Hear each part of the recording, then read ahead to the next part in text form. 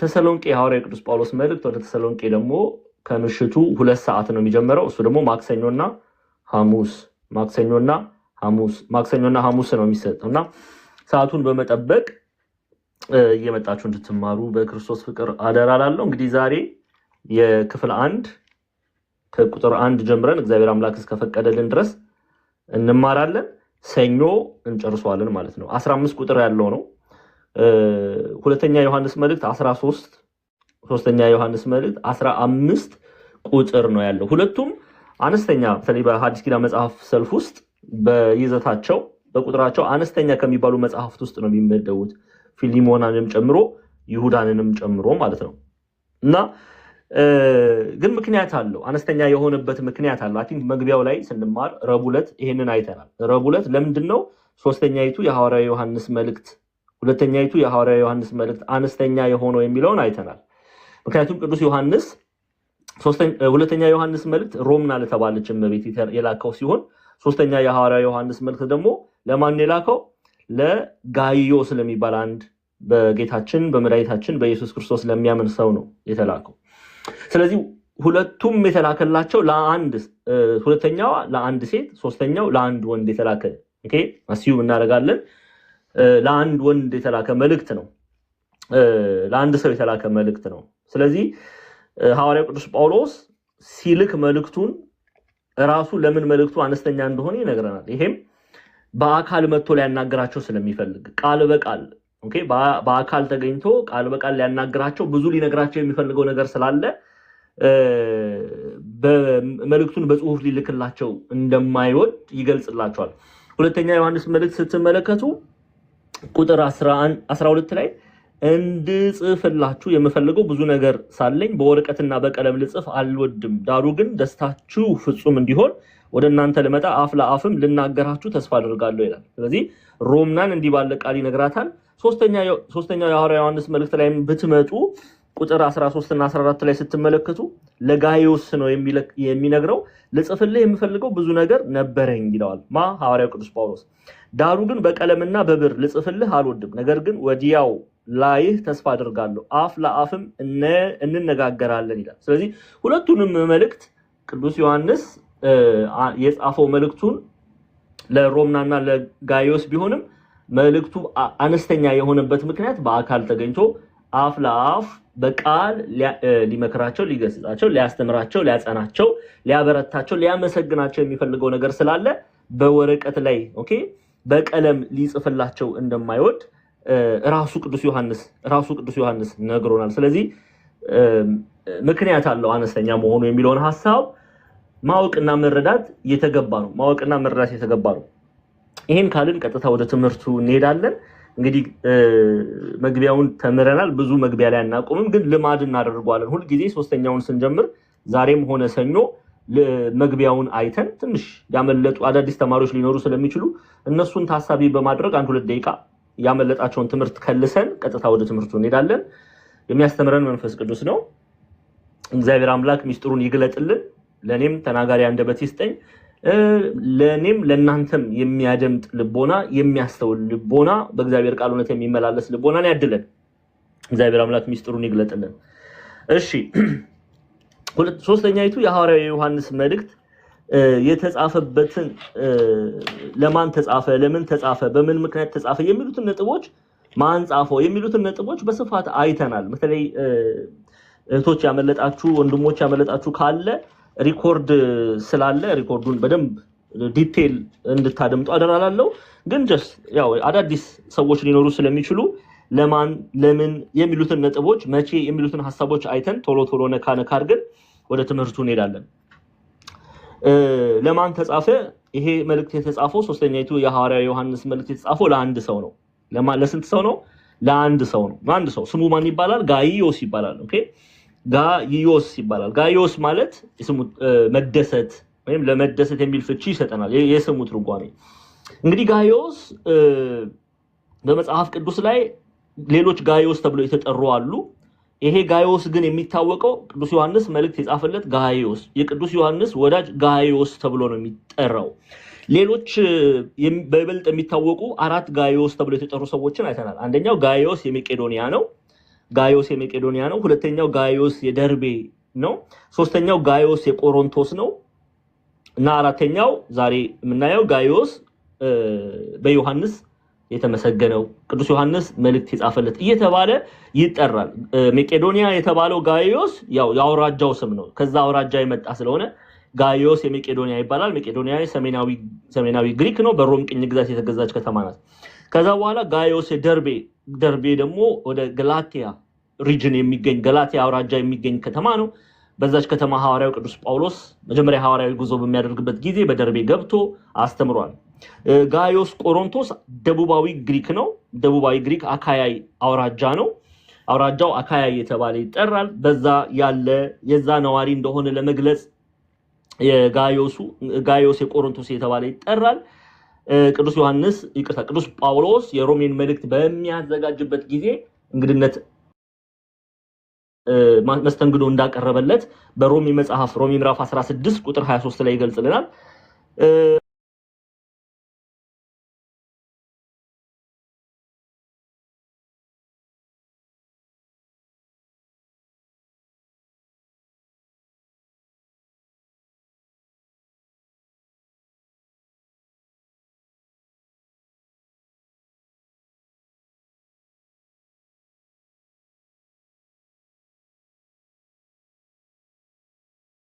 ሁለት ምክንያት አለ። አንደኛ ጋዮስን ለማመስገን።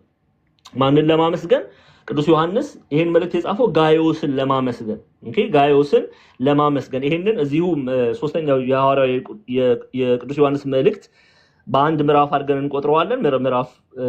በአንድ ምዕራፍ እናደርገዋለን። ምዕራፍ አበጅተን ለንባብ ያመቸን ዘንድ ምዕራፍ 1 ቁጥር 3 እና 4 ላይ ስትመለከቱ እንዲህ ይላል ቅዱስ ዮሐንስ፣ ወንድሞች መጥተው አንተ በእውነት እንደምትሄድ ስለ እውነት ሲመሰክሩ እጅግ ደስ ብሎኛልና ልጆቼ በእውነት እንዲሄዱ ከመስማት ይልቅ የሚበልጥ ደስታ የለኝም ይላል። ስለዚህ እርሱ መልካም የሆነውን ፍሬ እያፈራ ስለሆነ፣ በመልካም ጎዳና እየተመላለሰ ስለሆነ፣ የእግዚአብሔርን ቃል ጠብቆ በእምነት ጸንቶ እየተመላለሰ ስለሆነ ክርስቲያኖች ጋዮስ ደግሞ ቤቱን ከፍቶ ይቀበላቸው እንግድነት ይቀበላቸው ስለነበረ ያመሰግነዋል። ስለዚህ ለምስጋና ይሄንን መልእክት ይጽፍለታል። አንድምታ ትርጓሜያችን ላይ ይሄንን ክፍል አባቶች አስፍረው ይገልጻሉ። የተሰደዱ ክርስቲያኖችን ይቀበል በቤቱ ያሳርፍ እንደነበረ እንግድነት ይቀበል እንደነበረ እንመልከት።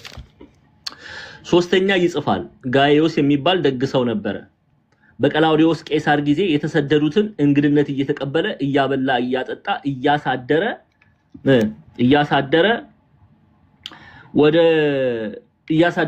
ስንቅ እየሰጠ እየሸኘ ይሰዳቸዋል። ከዛ በኋላ ከማናደራችሁ ቢላቸው ቅዱስ ዮሐንስ ከማናደራችሁ ከጋዮስ፣ ማናበላችሁ ጋዮስ፣ ማናጠጣችሁ ጋዮስ እያሉ እያመሰገኑ ነግረውታል። ለማን የነገሩት? ለቅዱስ ዮሐንስ። ቅዱስ ዮሐንስ ይሄን ስለሰማ መልካምነቱን እንግዳ ተቀባይነቱን ስለተመለከተ ሊያመሰግነው ይሄንን መልእክት ጽፏል። እሺ፣ ስለዚህ አንደኛው ለምስጋና እንቀጥል። ሁለተኛው ምክንያት ለምንድን ነው የተጻፈው የሚለውን እንመልከት። ሁለተኛው ምክንያት ለምንድን ነው የተጻፈው?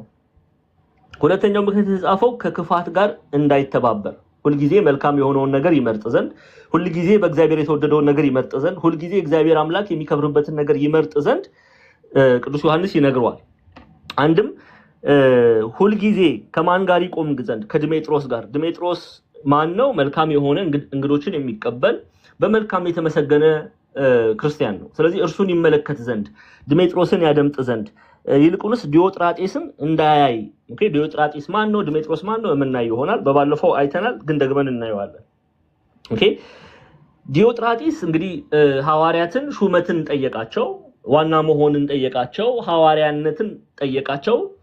በከለከሉት ጊዜ በቤተ ክርስቲያን ላይ ክፉ ነገር የተናገረ፣ ከዛም አልፎ ክርስቲያኖችን እንግዳ የሚቀበሉ ክርስቶስን የመሰሉ በእውነት የጌታ ደቀ መዛሙርት የሆኑትን በክፉ ቃል የሚናገር ሰው ነው ዲዮጥራጤስ። ከዛ ደግሞ ድሜጥሮስን እናገኛለን። ድሜጥሮስ ደግሞ በመልካም የተመሰከረለት መልካም የተባለ እግዚአብሔር አምላክ የሚወደውን ነገር የሚያደርግ እግዚአብሔር አምላክ የሚወደውን ነገር የሚፈጽም ደገኛ የሆነ ሰው ነው።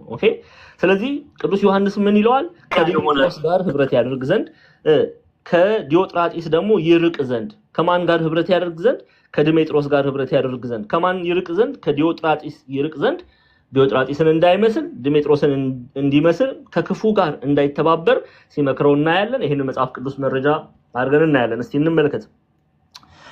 ይሄን ለማየት ደግሞ ከቁጥር 9 ጀምረን እናያለን። ወደ ቤተክርስቲያን ጻፉ፣ ዳሩ ግን ዋናቸው ሊሆን የሚወድ ዲዮጥራጢስ አይቀበለንም። ስለዚህ እኔ ብመጣ በእኛ ላይ በክፉ ቃል እየለፈለፈ የሚያደርገውን ስራውን አሳስባለሁ። ይህም ሳይበቃው እርሱ ራሱ ወንድሞችን አይቀበልም፣ ሊቀበሏቸውም የሚወዱትን ከልክሎ ከቤተ ክርስቲያን ያወጣቸዋል ያለ ቅዱስ ዮሐንስ ስለ ዲዮጥራጢስ ክፋት ሲናገር እንመለከታለን። ከዛ ደግሞ ወደ ዲሜጥሮስ እንምጣ። እዛው ቁጥር 11 ጀምሮ ወዳጆቼ ሆይ በጎ የሆነውን እንጂ ክፉን አትምሰል። በጎ የሚያደርግ ከእግዚአብሔር ነው፣ ክፉን የሚያደርግ ግን እግዚአብሔርን አላየውም። ለዲሜጥሮስ ሁሉ ይመሰክሩለታል፣ እውነት ራሷ ትመሰክርለታለች፣ እኛም ደግሞ እንመሰክርለታለን፣ ምስክርነታችንም እውነት እንደሆነ ታውቃላችሁ እያለ ከዲሜጥሮስ ጋር ህብረት ያደርግ ዘንድ ዲዮጥራጢስን እንዲቃወም ሲነግረው አይተናል። ይሄ እንግዲህ ሁለተኛው ምክንያት ነው። ሶስተኛው ምክንያት ይሄ መልእክት ሁለቱን ምክንያቶች አይተናል። ሶስተኛ የምናየው መቼ ተጻፈ የሚለው ነው። ይሄ መልእክት እንግዲህ መቼ ተጻፈ የሚለውን ኢትዮጵያውያን ሊቃውንት ከ95 ዓመተ ምህረት በፊት እንደሆነ ይገልጻሉ።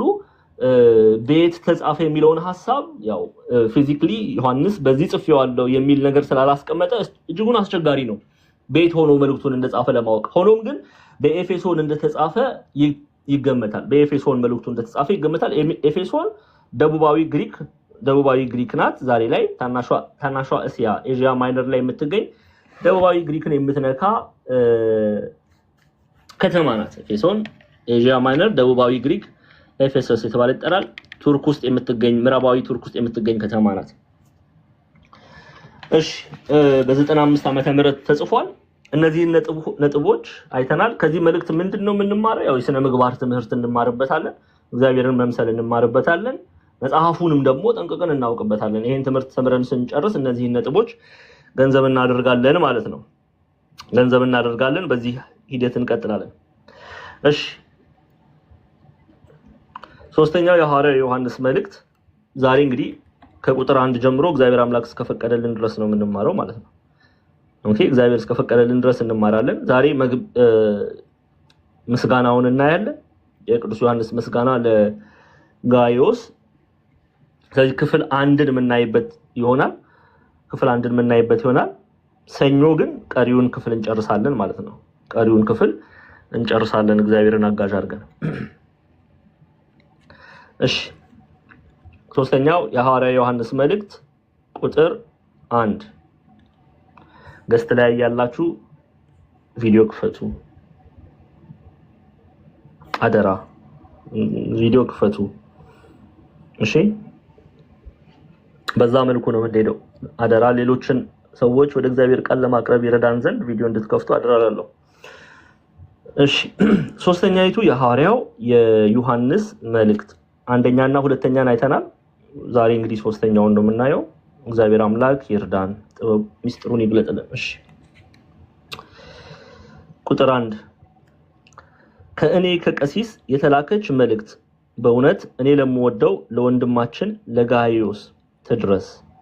ከእኔ ከቀሲስ የተላከች መልእክት በእውነት እኔ ለምወደው ለወንድማችን ለጋይዮስ ትድረስ። ኦኬ ሽማግሌው ይለዋል።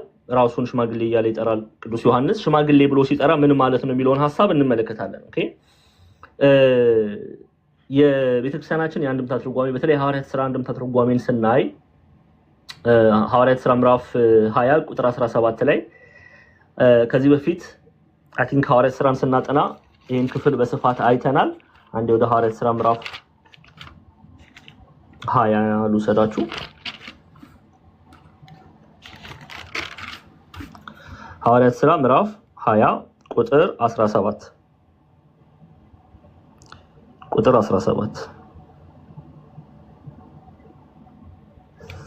እሺ ምዕራፍ 20 ቁጥር 17 ከሚሊጢን ወደ ኤፌሶን ልኮ የቤተ ክርስቲያን ቀሳውስት አስጠራች። ሽማግሌ የሚለው ነው ቀሳውስት እያለ የሚጠራው። እሺ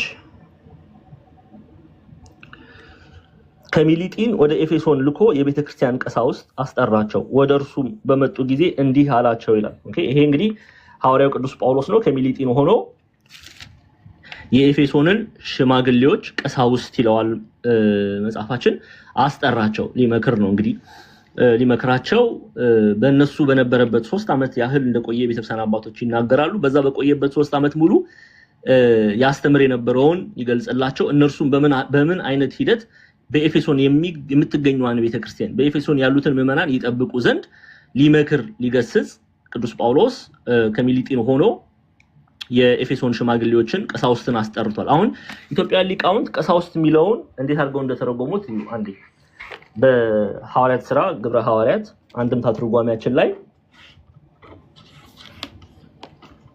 መምህር ክርስቶፎሮስ የት ሄደው ነው እያሉት ነው ኮሜንት ላይ ተማሪዎች። እሺ ተመልከቱ ቁጥር 17 ከአንድ ቀን በኋላ ፈጥነን መለጡን ደረስን።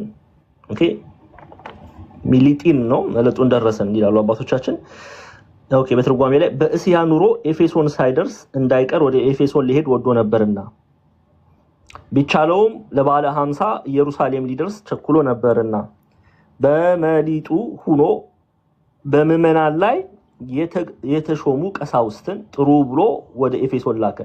በማን ላይ የተሾሙ ቀሳውስትን? በኤፌሶን ባሉ ምዕመናን ላይ በመሊጢም ሆኖ በምዕመናን ላይ የተሾሙ ቀሳውስትን ጥሩ ብሎ ወደ ኤፌሶን ላከ። እንግዲህ ቀሲስ የሚለውን ወይም ሽማግሌ የሚለውን ሐሳብ ኢትዮጵያውያን ሊቃውንት ምን ብለው ነው የሚፈቱት? በምዕመናን ላይ የተሾሙ አገልጋዮች። ኦኬ የእግዚአብሔርን ቃል የሚያስተምሩ ሹመታቸው የእግዚአብሔርን ቃል ያስተምሩ ዘንድ። ስለዚህ ልክ ስንጀምር ሶስተኛው የሐዋርያው ዮሐንስ መልእክት ቁጥር 1 ላይ ምንድነው የሚለው? እኔ ከቀሲስ የተላከች መልእክት በእውነት እኔ ለምወደው ለወንድማችን ለጋይዮስ። ኦኬ ይሄ ቀሲስ የሚለው በሁለት አድርገን አንደኛ ቅዱስ ዮሐንስ ይላሉ አባቶቻችን በኤፌሶን ኤጲስቆጶስ ሆኖ ተሾሞ ሳለ ስለምን ቀሲስ አለ ቢሉ ይላሉ አይተናል ባለፈው። ያው ትህትናን ለማሳየት ነው።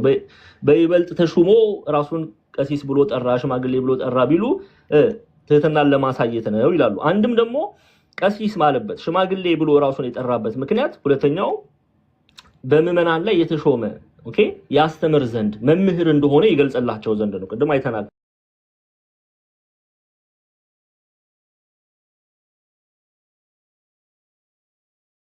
እያለ ይጠራዋል። ሽማግሌዎች የሚለውን በምዕመናን ላይ የተሾሙ እያለ ይጠራዋል። ስለዚህ መምህራቸው እንደሆነ ያውቁ ይረዱ ዘንድ።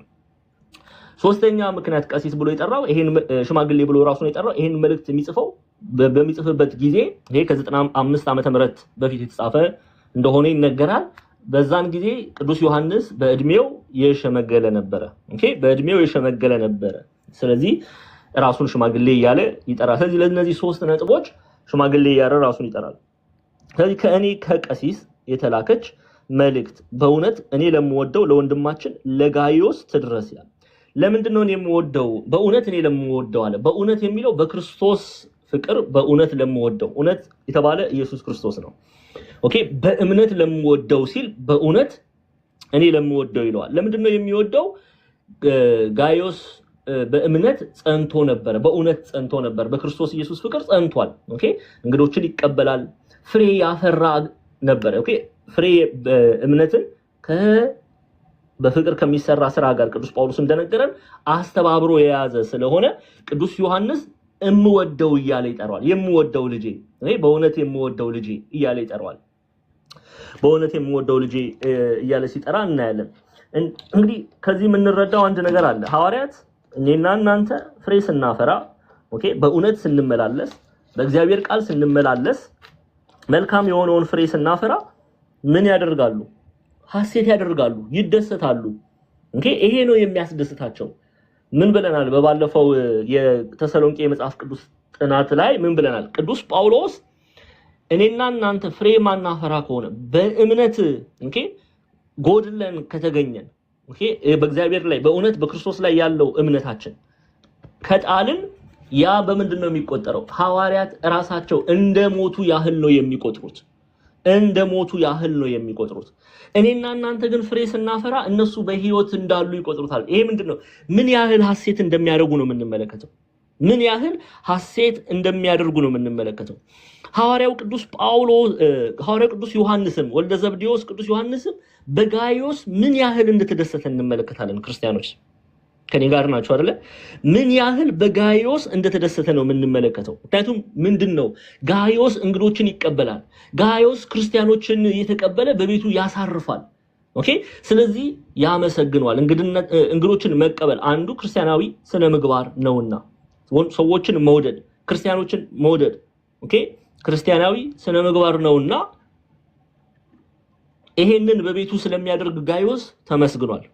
ኦኬ ከኔ ከቀሲስ የተላከች መልእክት በእውነት እኔ ለምወደው ለወንድማችን ለጋይዮስ ትድረስ። በእውነት ሲል በእምነት በክርስቶስ ተብሎ ይፈታል። ኦኬ እውነት የተባለ ኢየሱስ ክርስቶስ ነው። ለእርሱ ትድረስ ይላል። ሐዋርያው ቅዱስ ጳውሎስም በነገራችን ላይ ተመሳሳይ ቃል ሲጠቀም እናያለን። በነገራችን ላይ ተመልከቱ። አንደኛ ተሰሎንቄ ምዕራፍ 2 ቁጥር 8 ላይ ወደ ተሰሎንቄ መልእክት እንሂድና ተመልከቱ።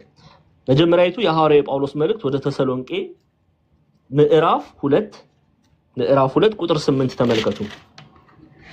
ቁጥር 8 ላይ ቅዱስ ጳውሎስ የተሰሎንቄን ምዕመናን በእምነት ስለጸኑ በክርስቶስ ላይ በእውነት ስለጸኑ እውነት ማን ነው? ክርስቶስ። እምነት ምን እንደሚላቸው ተመልከቱ። ምዕራፍ 2 ቁጥር 8 ላይ እንዲሁም እያፈቀርናችሁ አያችሁ ሐዋርያትን ጨምሮ ነው። እንዲሁም እያፈቀርናችሁ የእግዚአብሔርን ወንጌል ለማካፈል ብቻ ሳይሆን የገዛ ነፍሳችንን ደግሞ እናካፍላችሁ ዘንድ በጎ ፈቃዳችን ነበር። ለእኛ የተወደዳችሁ ሆናችሁ ነበርና። ለምንድን ነው የተወደዳችሁ ሆናችሁ ነበርና ያላቸው ሐዋርያው ቅዱስ ጳውሎስ? እስቲ እንመልከት። ይኸው ምዕራፍ 1 ላይ ታያላችሁ። ምዕራፍ 1 ላይ ይነግራቸዋል በምን ምክንያት እንደተወደዱ ተመልከቱ። ከቁጥር 6 ጀምሮ ደግሞ እናንተ ቃሉን በብዙ መከራ ከመንፈስ ቅዱስ ደስታ ጋር ተቀበላችሁ እኛንና ጌታን የምትመስሉ ሆናችሁ። አያችሁ ሆናችሁ። ስለዚህ በመቄዶንያና በአካይያ ላሉት ምዕመናን ሁሉ ምሳሌ ሆናችኋል ይላቸዋል ሐዋርያው ቅዱስ ጳውሎስ። የተሰሎንቄ ምዕመናን ያስወደዳቸው በክርስቶስ ኢየሱስ በእውነት ያላቸው የእምነት ጽናት በሐዋርያው ቅዱስ ጳውሎስ አስወድዷቸዋል። ስለዚህ ምን ይላቸዋል? እንዲሁም እያፈቀርናችሁ። በባለፈው እኔ ተማሪዎች አቲክ ሐዋርያት ስራን ስንማር ነው መሰለኝ አፈቅራችኋለሁ ስል ኮሜንት ላይ ኧረ አማን እንደዛ አይባልም አሉ። እንዴ ለምን ምን ችግር አለው? እኔ እኮ አፈቅራችኋለሁ በክርስቶስ በእውነት አፈቅራችኋለሁ ኧረ አይባልም ተብሏል አሉ አንዳንድ ተማሪዎች። ሌላም ቦታ የሚቃርሙ ማለት ነው። እንዴ ለምንድን ነው አይባልም? ማን ነው አይባልም ያለው? እኔ ደግሞ ቤተክርስቲያን እንደው ድንጋጌ ያወጣች እንዴ እኔ ማላቀው አፈቅራችኋለሁ አትበሉ ብላለች እንዴ ብዬ ደንግጬ ማን ነው አይባልም ያለው ላለው ዮኒ ማኛ አይባልም ብሏል ብለው እርፍ አሉ። የነሱ ሐዋርያ ጳውሎስ ሳይሆን ዮኒ ማኛ ነው። ተመልከቱ። የለም እኮ ትምህርት እኮ መጥቶ የሚማር የለም። እኔ ደግሞ ደንግጬ ዮኒ ባጃ ሲሉኝ ወይ ጉድ። ለእርሱም ልቦና እግዚአብሔር አምላክ ልቦና ይክፈትለት። እሱ ጋርም ሄዳችሁ የስተት ትምህርት ለምትቃርኑ እግዚአብሔር ይሁናችሁ። ሌላ ምንም ማለት ነው። ከዛ ጥቅስ ማውጣት ጀመርኩ ማለት ነው። ኤኒዌይስ አንደኛ ቆሮንቶስ ምዕራፍ 2 ቁጥር 8 ላይ ጳውሎስን እንስማ። ዮኒ ማኛተን ምዕራፍ 2 ቁጥር 8 ላይ እንዲሁም እያፈቀርናችሁ የእግዚአብሔርን ወንጌል ለማካፈል ብቻ ሳይሆን የገዛ ነፍሳችንን ደግሞ እናካፍላችሁ ዘንድ በጎ ፈቃዳችን ነበር። ለእኛ የተወደዳችሁ ሆናችሁ ነበርና ይላል። ለማን የተወደዳችሁ? ለእኛ የተወደዳችሁ ሆናችሁ ነበር። ለምንድን ነው የተወደዱት? ተመሳሳይ እንደ ጋይዮስ በእምነት ጸንተዋልና። ኦኬ ይሄው ደግሞ እናንተ ቃሉን በብዙ መከራ ከመንፈስ ቅዱስ ደስታ ጋር ተቀበላችሁ። ከመንፈስ ቅዱስ ደስታ ጋር ማለት ጸጋ እግዚአብሔር ይበልጣል ብለው ተቀበሉ። የእግዚአብሔር ልጅነት ይበልጣል።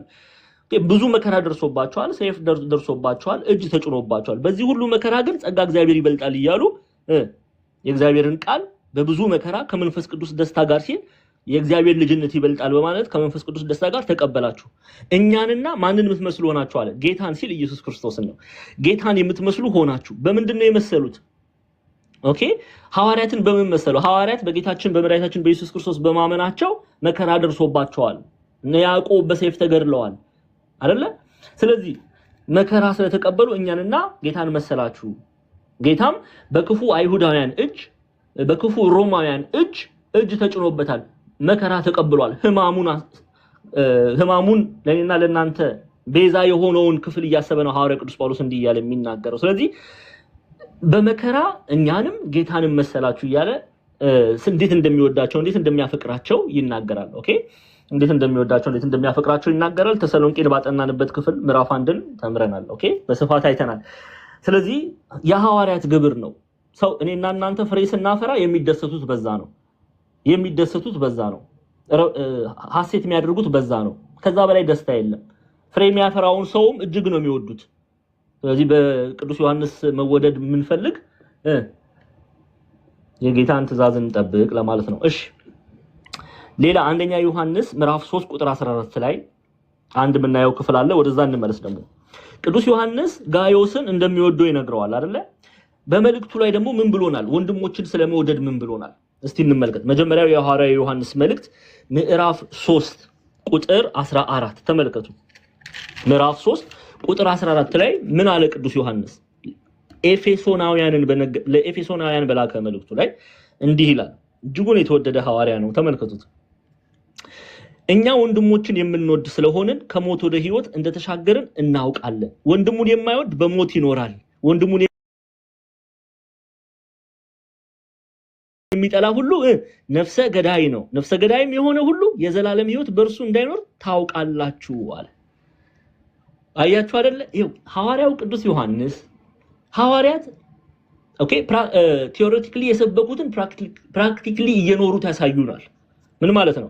የሰበኩትን በህይወታቸው እየገለጡ ሲኖሩ እናያለን በመጽሐፍ ክፍል ላይ ማለት ነው። አሁን ሐዋርያው ቅዱስ ዮሐንስ ምን ብሎ ሰብኳል? በአንደኛ ዮሐንስ መጀመሪያቱ የሐዋርያው ዮሐንስ መልእክት ምዕራፍ 3 ቁጥር 14 ላይ ምን ብሎ ነው የሰበከው? ተመልከቱ። ምን ብሎ ነው የሰበከው? እኛ ወንድሞችን የምንወድ በደንብ ስሙ። እኛ ወንድሞችን የምንወድ ስለሆነን ከሞት ወደ ሕይወት እንደተሻገርን እናውቃለን። ወንድሙን የማይወድ በሞት ይኖራል። ወንድሙን የሚጠላ ሁሉ ነፍሰ ገዳይ ነው። ነፍሰ ገዳይም የሆነ ሁሉ የዘላለም ሕይወት በእርሱ እንዳይኖር ታውቃላችሁ። ስለዚህ እኛ ቢል ሐዋርያቱን፣ እኛ ቢል እውነተኞቹን እምነትን በፍቅር ከሚሰራ ስራ ጋር አስተባብረው የያዙትን ክርስቲያኖች ነው የሚናገረው ሐዋርያው ቅዱስ ዮሐንስ። እኛ ወንድሞችን ስለምንወድ ምን አለን እያለ ነው? የዘላለም ሕይወት በእኛ አለ። ያ የዘላለም ሕይወት ማን ነው የተባለው? ኢየሱስ ክርስቶስ። እርሱ ከኛ ጋር ነው፣ እኛ በፍቅር ስላለን። ወንድሙን የሚጠላ ግን ነፍሰ ገዳይ ነው። ነፍሰ ገዳይም የዘላለም ሕይወት የለውም። ኦኬ የዘላለም ሕይወት የለውም ይላል። አለው እንዴ ነፍሰ ገዳይ የዘላለም ሕይወት የለውም? እስቲ ተመልከቱ። ታዲያ ቅዱስ ዮሐንስ የሰበከውን አልኖርም? ሶስተኛው ይሄው ተመልከቱ። ሩቅ ኮሜዲ አያስፈልግም። አንድ ገጽ ብቻ ገለጥ ማድረግ ነው ጎበዞች። ይሄው እዚህ ጋር የተናገረውን ሶስተኛ የሐዋርያው ዮሐንስ መልእክት ላይ ምን ይለዋል? እኔ ቀሲስ ሽማግሌ የተላከች ከኔ ከቀሲስ ወይም ከሽማግሌው የተላከች መልእክት። ሽማግሌ ማለት ምን ማለት ነው? በምዕመናን ላይ የተሾመ አገልጋይ መምህር። ከኔ ከቀሲስ የተላከች መልእክት በእውነት እኔ ለምወደው ለወንድማችን ለጋይዮስ ትድረስ። እኔ ምን ለምለው ለምወደው። ስለዚህ ለወንድማችን አለ። ለወንድማችን ማለት ጋይዮስም ቅዱስ ዮሐንስም በእምነት ስለሚመሳሰሉ በክርስቶስ ኢየሱስ እምነት አንድ ስለሆኑ ወንድም ብሎ ይጠራዋል። እናየዋለን አንድምታ ትርጓሜያችንን። ኦኬ ስለዚህ ወንድሞቹን ሲወድ ቅዱስ ዮሐንስ እንመለከታለን። እዚህ ደግሞ ምን ብሎ ጽፎልናል? ወንድሙን የሚጠላ ሁሉ ነፍሰ ገዳይ ነው። ነፍሰ ገዳይ የሚሆነ ሁሉ የዘላለም ሕይወት በእርሱ እንዳይኖር ታውቃላችሁ።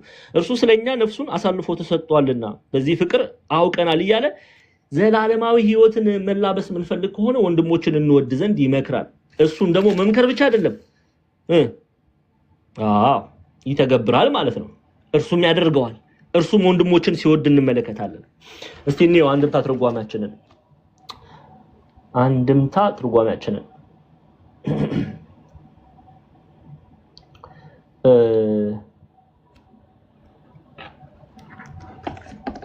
ቁጥር 1 ከኔ ቀሲስ የተላከች ክታብ ጥቅል መልእክት ኦኬ ማለት ነው። እሺ አንድ ወገን ነው። በምን አንድ ወገን ነው? ከኔ ቀሲስ የተላከች መልእክት በእውነት እኔ ለምወደው ለወንድማችን ለጋይዮስ አንድ ወገን ነው። በምን በሃይማኖት ጸንቶ ምግባር ሲሰራ ቢገኝ ለምወደው ለወንድማችን ለጋይዮስ ትድረስለት አለ ይላሉ ሊቃውንቱ። አንድ ወገን ነው ሲሉ በምንድነው? በእምነት በሃይማኖት። ሃይማኖት ማለት እምነት ማለት ነው። በክርስቶስ ኢየሱስ ላይ ባለ እምነት አንድ ወገን ናቸው፣ ቅዱስ ዮሐንስም ጋይዮስም። ስለዚህ በሃይማኖት ጸንቶ ምግባር ሲሰራ ቢገኝ ወይም ቢያገኘው ለምወደው አለ ለምወደው ለወንድማችን ለጋይዮስ ትድረስለት። በእውነት ማለቱ በሃይማኖት ስለሆነ ነው። በእውነት ለምወደው ሲል በሃይማኖት ለምወደው ምን ሲያደርግ ቢያየው ምግባር ሲሰራ ቢያየው ምንድነው ምግባሩ? እንግዶችን ይቀበል ነበረ። ክርስቲያኖች ለቅዱስ ዮሐንስ ይነግሩት ነበረ። ጋይዮስ አበላን፣ ጋይዮስ አጠጣን፣ ጋይዮስ በቤቱ ተቀበለን እያሉ እንግዳ ተቀባይ መሆኑን ይነግሩታል። ለማለት ቅዱስ ዮሐንስ ይሄን ከሰማ በኋላ መልእክቱን እየጻፈ ያመሰግነዋል። ለዛ ነው አንድ ወገን ነው በሃይማኖት ጸንቶ ምግባር ሲሰራ ቢገኝ ለምወደው ለወንድማችን ለማን አለ? ለጋይዮስ ትድረስለት አለ። አንድም አባትህ ነኝና እጸልይልሃለሁ፣ አንድም እጸልይልሃለሁ። እሱን ክፍል ቁጥር 2 ላይ እናያለን ምን እንደሚለው ስሙን። ስለዚህ ቁጥር 1ን ጨርሰናል ማለት ነው። ግልጽ ነው አይደለ? ከኔ ከቀሲስ የላከች መልእክት በእውነት እኔ ለምወደው ለወንድማችን ለጋይዮስ ትድረስ። ለምን ወንድም አለው? ለምን በእውነት አለው? ለምን ራሱን ቀሲስ ብሎ ጠራ?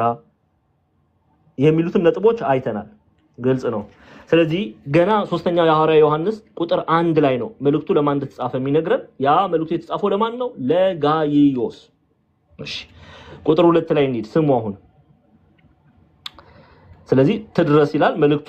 ዳይሬክት ኮሜንታሪው ለማን ነው? ለጋይዮስ። ቀጥተኛ ፍቺው ለማን ነው? ለጋይዮስ። ግን ለጋይዮስ ብቻ ነው ወይ? አይደለም፣ ብቻ አይደለም።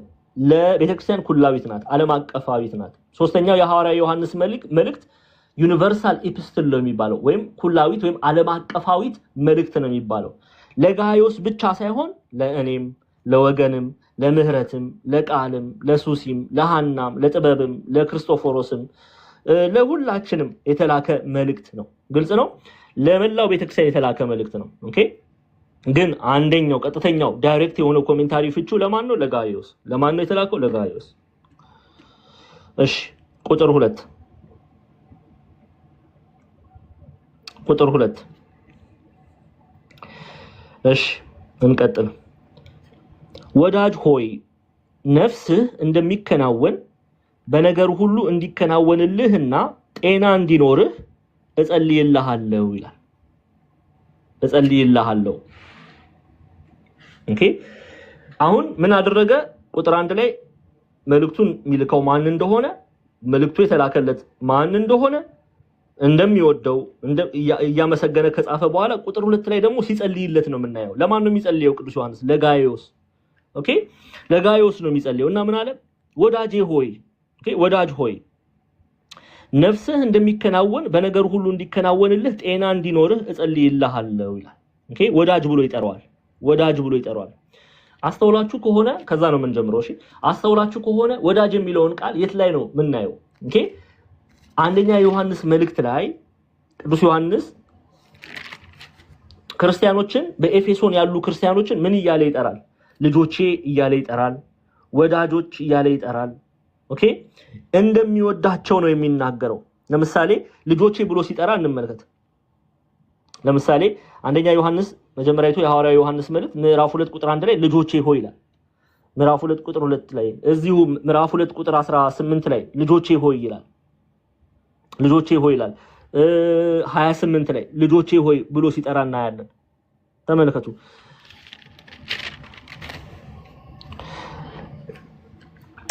ቁጥር 4 ላይ ምዕራፍ 4 ላይ ደግሞ ይቅርታ ምዕራፍ 4 ላይ ደግሞ ወዳጆቼ ሆይ እያለ ሲጠራ እናያለን። ምዕራፍ 4 ወዳጆቼ ሆይ ይላቸዋል። ምዕራፍ 4 ቁጥር 7 ወዳጆቼ ሆይ እያለ ሲጠራ እንመለከታለን። ኦኬ። ይሄ ምን ማለት ነው? ልጆቼ ወዳጆቼ የሚላቸው ለምንድን ነው? አንደኛ መምህራቸው ስለሆነ አንድም ወዳጆቹ በሃይማኖት በምግባር የጸኑ ስለሆኑ በአንድም በሃይማኖት ክርስቶስ ኢየሱስን በማመን እርሱን ስለሚመስሉት ወዳጆቼ እያለ ይጠራቸዋል። ወገኖቹ ቤተሰቦቹ እንደሆኑ ይናገራል። ኦኬ በክርስቶስ ኢየሱስ የሚያምኑ ደቀ መዛሙርት የኔና የናንተ ወዳጆች ናቸው።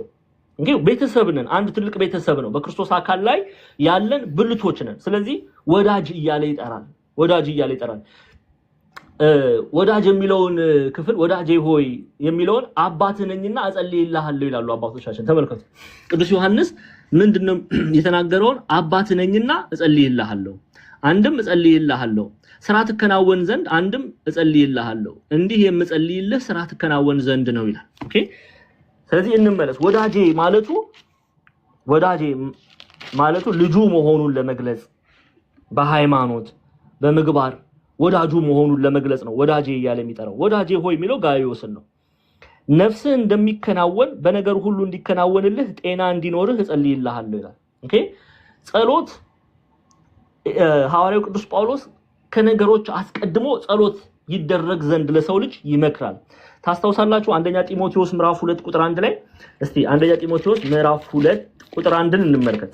ይሄን ክፍል ከማየታችን በፊት እስቲ ሁላችሁም አንደኛ ጢሞቴዎስ ምዕራፍ መጀመሪያይቱ የሐዋርያው የጳውሎስ መልእክት ወደ ጢሞቴዎስ ምዕራፍ 2 ቁጥር 1 ተመልከቱ። ምዕራፍ 2 ቁጥር 1 አሁን ሐዋርያው ቅዱስ ጳውሎስ ምንድነው የሚለው? ከነገሮች ሁሉ ቀድሞ ጸሎት፣ ምስጋና፣ ምልጃ ይደረግ ዘንድ ሲያዘው እንመለከታለን። ይሄው ምዕራፍ 2 ቁጥር 1 ላይ እንግዲህ እግዚአብሔርን በመምሰል በጭምትነት ሁሉ ጸጥና ዝግ ብለን እንድንኖር ልመናና ጸሎት፣ ምልጃም፣ ምስጋናም ስለ ሰዎች ሁሉ፣ ስለ ነገስታት፣ ስለ መኳንንት ሁሉ እንዲደረጉ ከሁሉ በፊት ምን ላለው እመክራለሁ ይላል።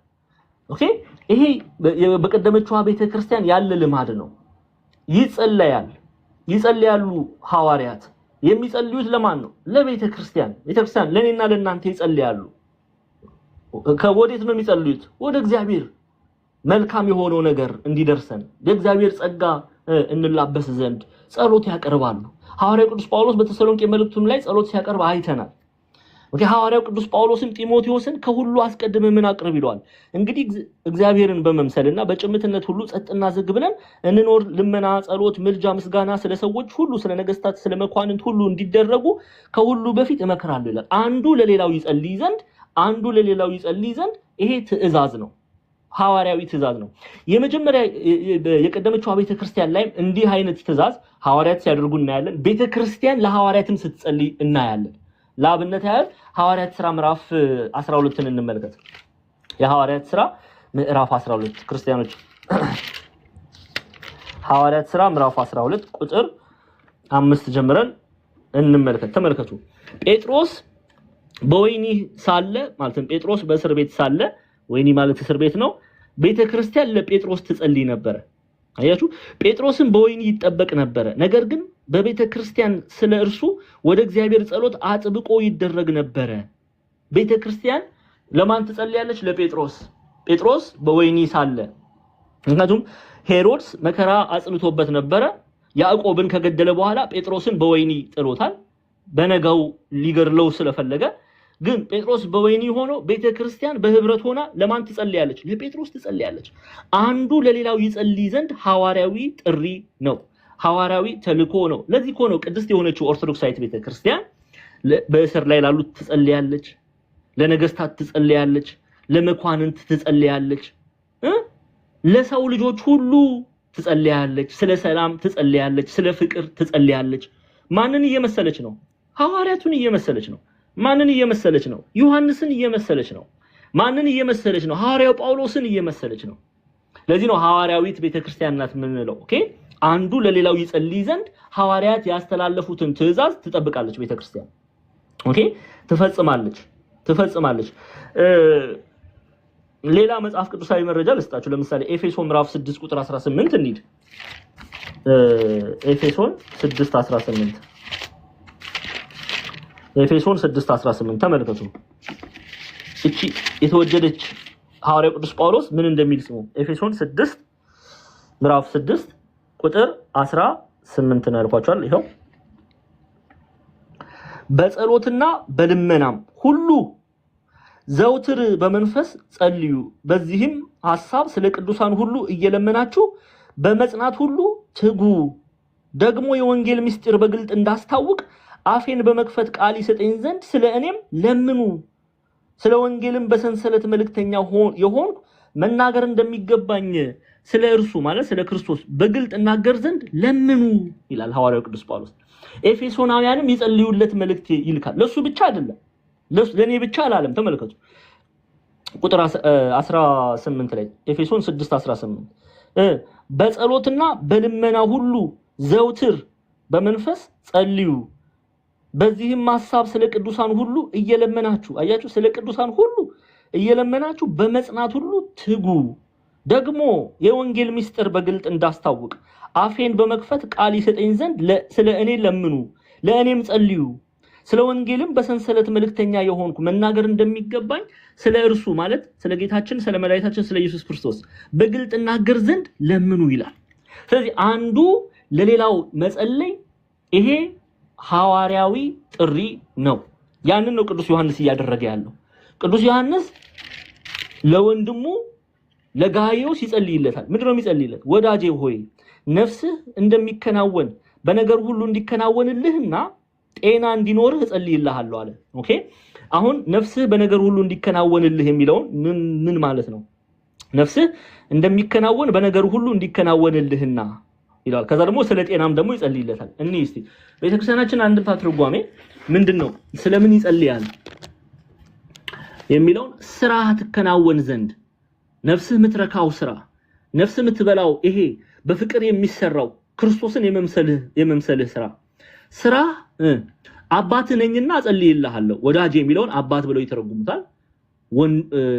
አባት ነኝና መምህር ነኝና እጸልይልሃለሁ፣ አንድም እጸልይልሃለሁ ስራ ትከናወን ዘንድ ይሄ ያስወደደህ ስራ ኦኬ፣ እግዚአብሔር አምላክ የሚወደው ስራ፣ ነፍስህ የምትመገበው ስራ ኦኬ፣ በስጋም በነፍስም የምትከብርበት ስራ፣ በእምነት አምነህ በፍቅር ሆኖ የሚሰራውን ስራ ትከናወን ዘንድ አንድም እጸልይልሃለሁ።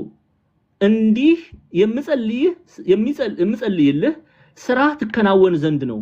ኦኬ እስከ ፍጻሜ ድረስ በዚህ መልካም እንድትቆም በዚህ መልካም ግብር እንድትቆም እጸልይልሃለሁ። ልቦናህን ደስ በሚያሰኝ ግብር ጸንተህ ትኖር ዘንድ። ተመልከቱ እንዴ አበቃ ማለት ነው እንዴ? ጋይዮስ መልካም ነገር ቢያደርግ ጨረሰ፣ ፈጸመ፣ ከዚህ በኋላ መልካም ነገር ሊያደርግ አያስፈልገውም ማለት ነው? ክርስቲያኖች አይደለም። ጸንቶ መኖር አለበት አይደለም? በሃይማኖት ጸንቶ መኖር አለበት። ቤተክርስቲያን ሃይማኖት ስትል እምነት ስትል አስተውሉ፣ በዛ ውስጥ በፍቅር የሚሰራ ስራ አለ።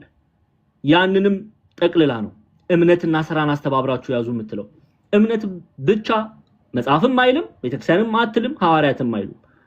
ምክንያቱም በፍቅር የሚሰራ ስራ አለ። ያንን ሁለቱን አስተባብረህ ያዝ እያለው ነው ቅዱስ ዮሐንስ ወልደ ዘብዴዎስ። ስለዚህ ስራ ትከናወንልህ ዘንድ የጀመርከው ስራ ትከናወንልህ ዘንድ እስከ ፍጻሜ ትከናወንልህ ዘንድ አንድም እጸልይልሃለሁ። እንዲህ የምጸልይልህ ስራ ትከናወን ዘንድ ነው። ኦኬ ስራ ትከናወንልህ ዘንድ ነው። ልቦና ደስ በሚያሰኛት ግብር ጸንተህ ትኖር ዘንድ። አየህ፣ ልቦና ደስ በሚያሰኛት ልብህ ደስ የሚያሰኘውን ስራ ልብህ ደስ የሚያሰኘውን ስራ እየሰራ ጸንተህ ትኖር ዘንድ እጸልይልሃለሁ ይላል። እስቲ እዚህ ጋር ቆም እንበልና ወደ ኋላ መለስ እንበልና እስቲ ሮምናን እንመልከት። ሁለተኛ የሐዋርያ ዮሐንስ መልእክት የተማራችሁ ተማሪዎች አላችሁ አይደለ? እሺ ስለ ሮምና ምንድነው ያለው ቅዱስ ዮሐንስ? ሮምናን ምንድነው ያላት? ሮምናን ምን እንዳላት አብረን እናንብብ።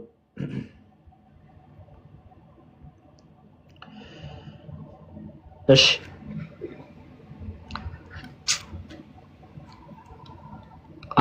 ሁለተኛ ዮሐንስ መልእክት ከቁጥር 7 ጀምሮ ያነባለሁ። ብዙ ሮምና ስለ ሮምናና ልጆቿን ነው የሚናገረው።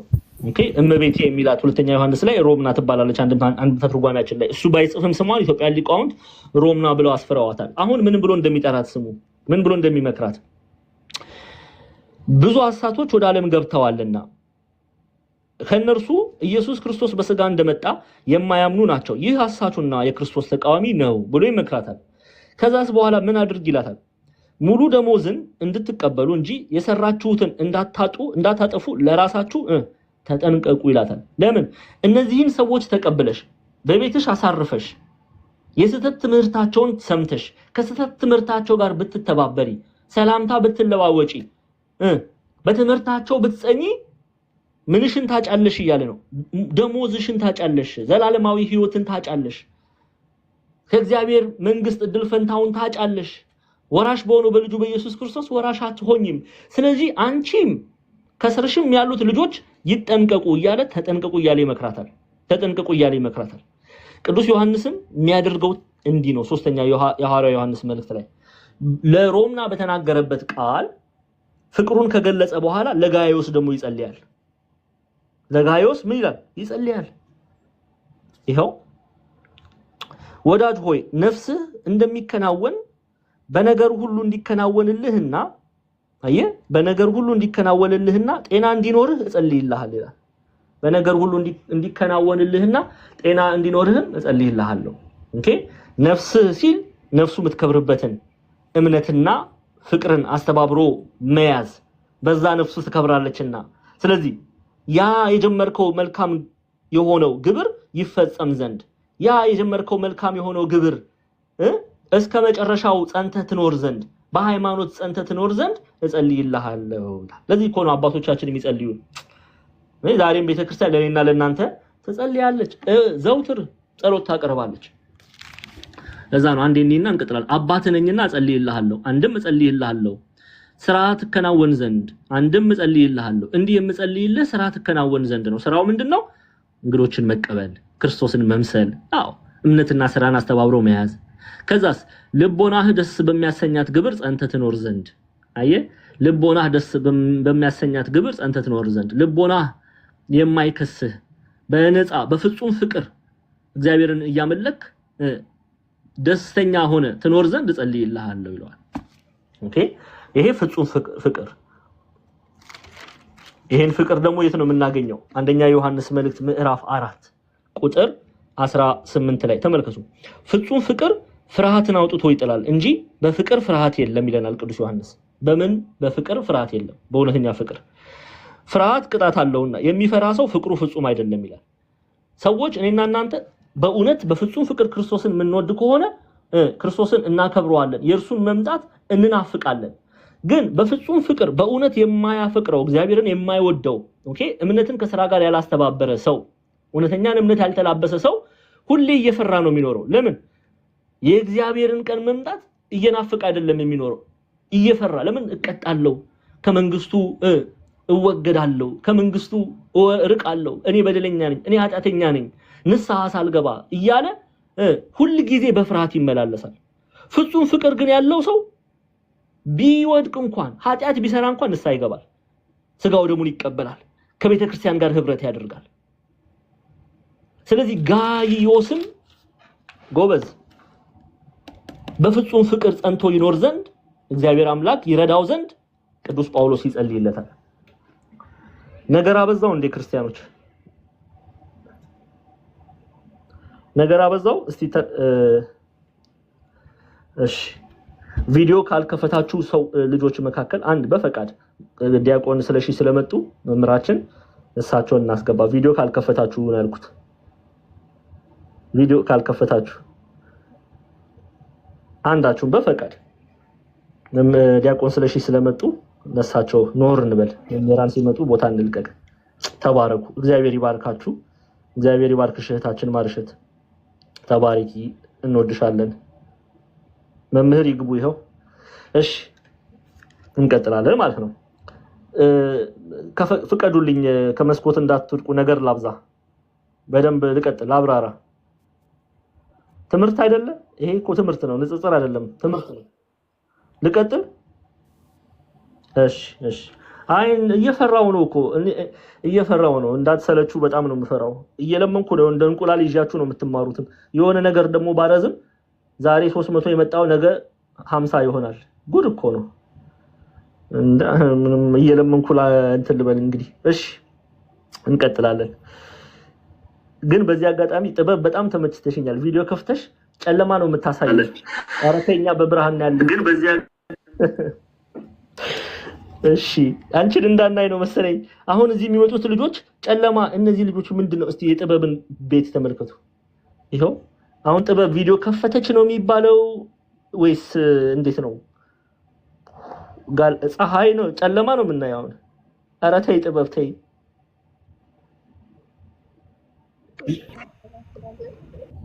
አይ እኔማ ምንም ጉልበት የለኝ። እኔ ምንም መናገር አልችልም እኮ። ወይኔ እነ ጳውሎስ ቢያገኟችሁ እኔ ሌላ ምንም አይደለም። እኛ ስንናገር ሰደበን ትላላችሁ። ወይኔ ጌታ ቢኖር ጅራፍ አበጅቶ ልክ በማይሄዱትን ደና አድርጎ ነበር የሚያስተካክል። ግን ይሁን ቢያንስ እስቲ በሩን አሳየን። ጥበብ ነጭ ነው፣ በሩን አሳየን። አትሊስት እንዳለሽ ይታወቃል። ተዩ። አዎ እንደሱ ይሁን በቃ ተዩ። የገስት ፍቅር መቼም። እሺ ልቀጥል። እንወድሻለን። እሺ ጥበብዬ። እሺ ልቀጥል።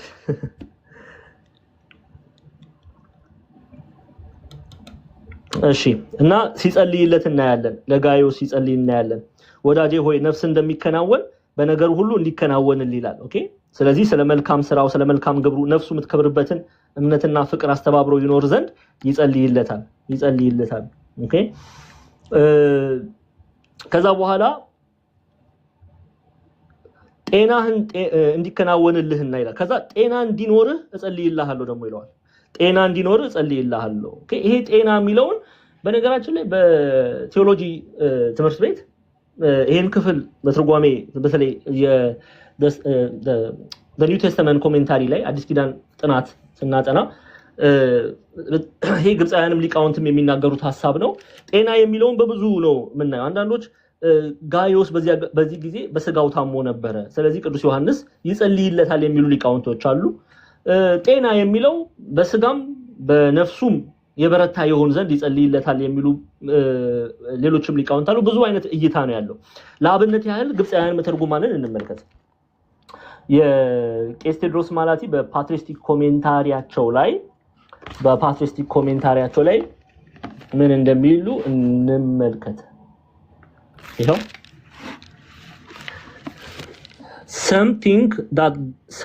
አንዳንዶች ይላሉ ኦኬ በምሁራን ዘንድ ያቺ ጤና የምትለዋን ሐሳብ በምሁራን ዘንድ something that ጋዮስ was sick ወይም ታሞ ነበረ የሚሉ አሉ። አንዳንዶች ጋዮስ ታሞ ነበረ፣ ኦኬ በስጋ ታሞ ነበረ። and here Saint John ማለትም ቅዱስ ዮሐንስ is asking good health። ኦኬ ቅዱስ ዮሐንስ ለጋዮስ መልካም ጤና እየተመኘለት ነው። is asking good health for him. It is good for the sick person to ask for his spiritual life and not to occupy himself with the temporary matter, for it is written. ምን ያለን ነው ቄስ ቴዎድሮስ ማላቲ? It is good for the sick person to ask for his spiritual life. ኦኬ መልካም ነው የታመመ ሰው ጸሎት ለመንፈሳዊ ህይወቱ ጸሎት ይደረግለት ዘንድ መጠየቅ። ኦኬ መልካም ነገር ነው። and not to occupy himself with the temporary matters። ኦኬ ምድራዊ ለሆነ አላፊ ለሆነ ነገር ብቻ ራሱን ኦኪፓይ ማድረግ የለበትም መያዝ የለበትም እያለ ይናገራል። ከዛ በኋላ for it is written seek first the kingdom of God and his righteousness and all these things shall be added unto you። በወንጌል ያለውን ክፍል ያነሳና መጀመሪያ ጽድቁን ፈልጉ ሌላው ሁሉ ይጨመርላችኋል የሚለውን ሐሳብ ማየት ማወቅ መረዳት ያስፈልጋል። ምክንያቱም እኛ መጀመሪያ እግዚአብሔርን ስንመስል ሌላው ሁሉ ይጨመርልናል። ኦኬ however it is good for the church the shepherds the friends to ask for his physical needs as well ይላል። ምን እያለን ነው? ቤተክርስቲያንን ጓደኞቹን መምህራኑን ሽማግሌዎቹን however it is good for the church ቤተክርስቲያን the shepherds okay ሽማግሌዎች ቀሳውስት መምህራን the friends to ask for his physical needs okay ቤተክርስቲያን መልካም ነው። ቅዱስ ዮሐንስ ለጋዮስ ጤና እንደጸለየ ኦኬ for his physical ለዚህ ሰውነት ለጤና መጸለይ መልካም ነው፣ ችግር የለውም። ኦኬ ቤተክርስቲያን እግዚአብሔርን መጸለይ አለባት። አንድ ሰው ቢታመም እኔ ብታመም ለምሳሌ አያድርገውና እኔ ብታመም ዲያቆን ስለሺ እነ ወገን ለኔ ሊጸልዩ ይገባል እያለን ነው የተገባ ነው ኦኬ ለመንፈሳዊ ብቻ ሳይሆን ለስጋም ቢሆን በጤና ሆን ዘንድ ሊጸልዩልኝ ይገባል ኦኬ መልካም ነው ጓደኞችን አንድ ጓደኛ ለሌላው ጓደኛ ለፊዚካል ኒድ for his physical need መጸለይ ለምግብ ለመብላት ለመጠጣት የታመመን ሰው ከታመመበት ይፈወስ ዘንድ መጸለይ ችግር የለውም ይያለን ነው ኦኬ ችግር የለውም ይያለን ነው ኦኬ ጸሎት ስትጸልዩ ለምሳሌ ላብነት ያህል አሁን ለምሳሌ ዲያቆን ስለሺ ልወሰድና ዲያቆን ስለሺ ለኔ ቢጸልይ ዲያቆን ዛማኑኤል እግዚአብሔር አምላክ የሚያስፈልገውን በምድራዊ ህይወት ሲኖር የሚያስፈልገውን ነገር አሟላለት ምግብም ከሆነ ሚጠጣውም ከሆነ መጠለያም ከሆነ ሚለብሰውም ልብስ ከሆነ ብሎ ቢጸልይ ችግር የለውም ይያሉን ነው ኦኬ that is why the church prays for the sick ለዛ ነው ቤተክርስቲያን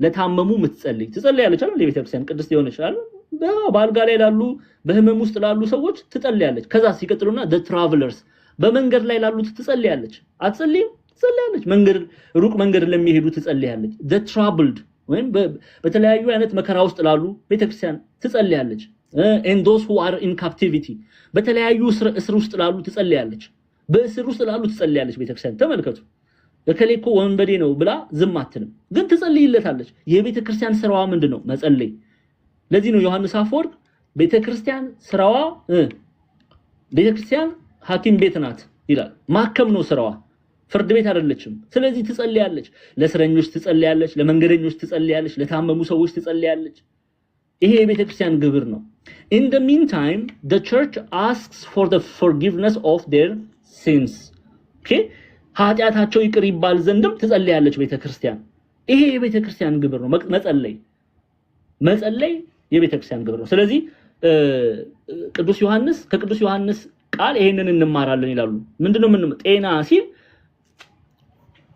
ጤና የሚለው ታሞ ነበር የሚሉ ሊቃውንቶች አሉ ኦኬ አንዳንድ ሊቃውንት ጋይዮስ ታሞ ነበር ስለዚህ ቅዱስ ዮሐንስ ጤና ያገኝ ዘንድ ይጸልይለታል እና እንደዚህ መጸለይ ችግር የለውም ኦኬ አንዳንድ ደግሞ ጤና የተባለው በፍጹም የሆነውን ፍቅር ኦኬ ሃይማኖቱን አጽንቶ ይዘንድ ስለ ሁሉ ነገር ይጸልይለታል ቅዱስ ዮሐንስ ታዲያ ቅዱሳን ለኛ ይጸልዩም እንዴ ይጸልያሉ ለብሮ ማይጸልዩት የማይጸልዩበት ምክንያት ምንድነው ምንም ምክንያት የላቸውም ይሄው ያየን አይደል እንዴ ታዲያ ቅዱስ ዮሐንስ ከጸለየ እኛ ኦርቶዶክሳውያን እናታችን ቅድስት ድንግል ማርያም ጸልይልን ብንል ምኑ ጋር ነው ስህተት አለው ተው ለቅዱስ ዮሐንስ እናት ተብላ የተሰጠች እናታችን ቅድስት ድንግል ማርያም ማትጸልይበት ምንም ምክንያት የለም ቅዱስ ዮሐንስ ለጋይዮስ ከጸለየ እሺ ስለዚህ ወዳጄ ሆይ ነፍስህ እንደሚከናወን በነገር ሁሉ እንዲከናወንልህና ጤና እንዲኖርህ እጸልይልሃለሁ ይላል ጸልይልሃለሁ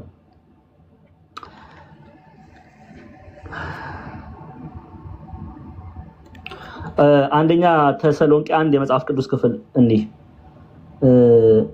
አንድ ነው እሺ አላቆያችሁም አንደኛ ተሰሎንቄ እንዳትቆጡኝ አንድ ተሰሎንቄን ክፈቱልኝ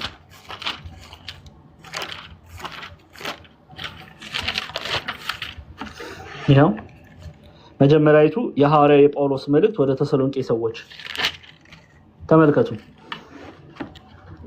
ቁጥር ከ9 እና 10 ጀምሬ አነባዋለሁ ስሙ ቅዱስ ጳውሎስ ደግሞ የተሰሎንቄ ምዕመናን እንዴት እንደሚጸልይላቸው ተሰሎንቄ የት ነው ብለናል መቄዶንያ አውራጃ ኦኬ ይሄው ተሰሎንቄ ለተሰሎንቄ እንዴት እንደሚጸልይላቸው ስሙ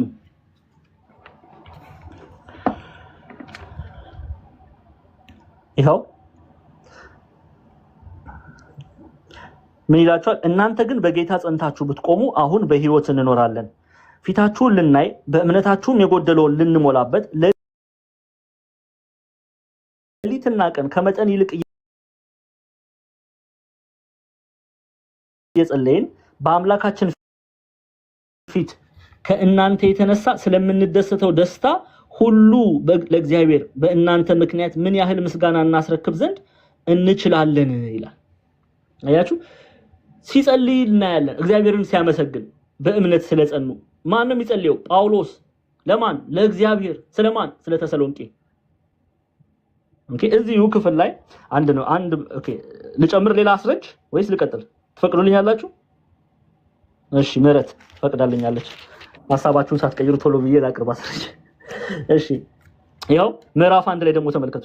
ምዕራፍ 1 መጀመሪያቱ የሐዋርያው ጳውሎስ መልእክት ወደ ተሰሎንቄ ሰዎች ምዕራፍ 1 ከቁጥር 1 ጀምሬ ላንብበው። ጳውሎስ ስልዋኖስ ጢሞቴዎስን በእግዚአብሔር አብ በጌታ በኢየሱስ ክርስቶስ ወደምትሆን ወደ ተሰሎንቄ ሰዎች ቤተክርስቲያን። ስልዋኖስ ማን ነው? ሲላስ። እሺ ሲላስ ግራ እንዳትጋቡ ደግሞ። እሺ ከእግዚአብሔር ከአባታችን ከጌታም ከኢየሱስ ጸጋ ሰላምም ለእናንተ ይሁን ይላል።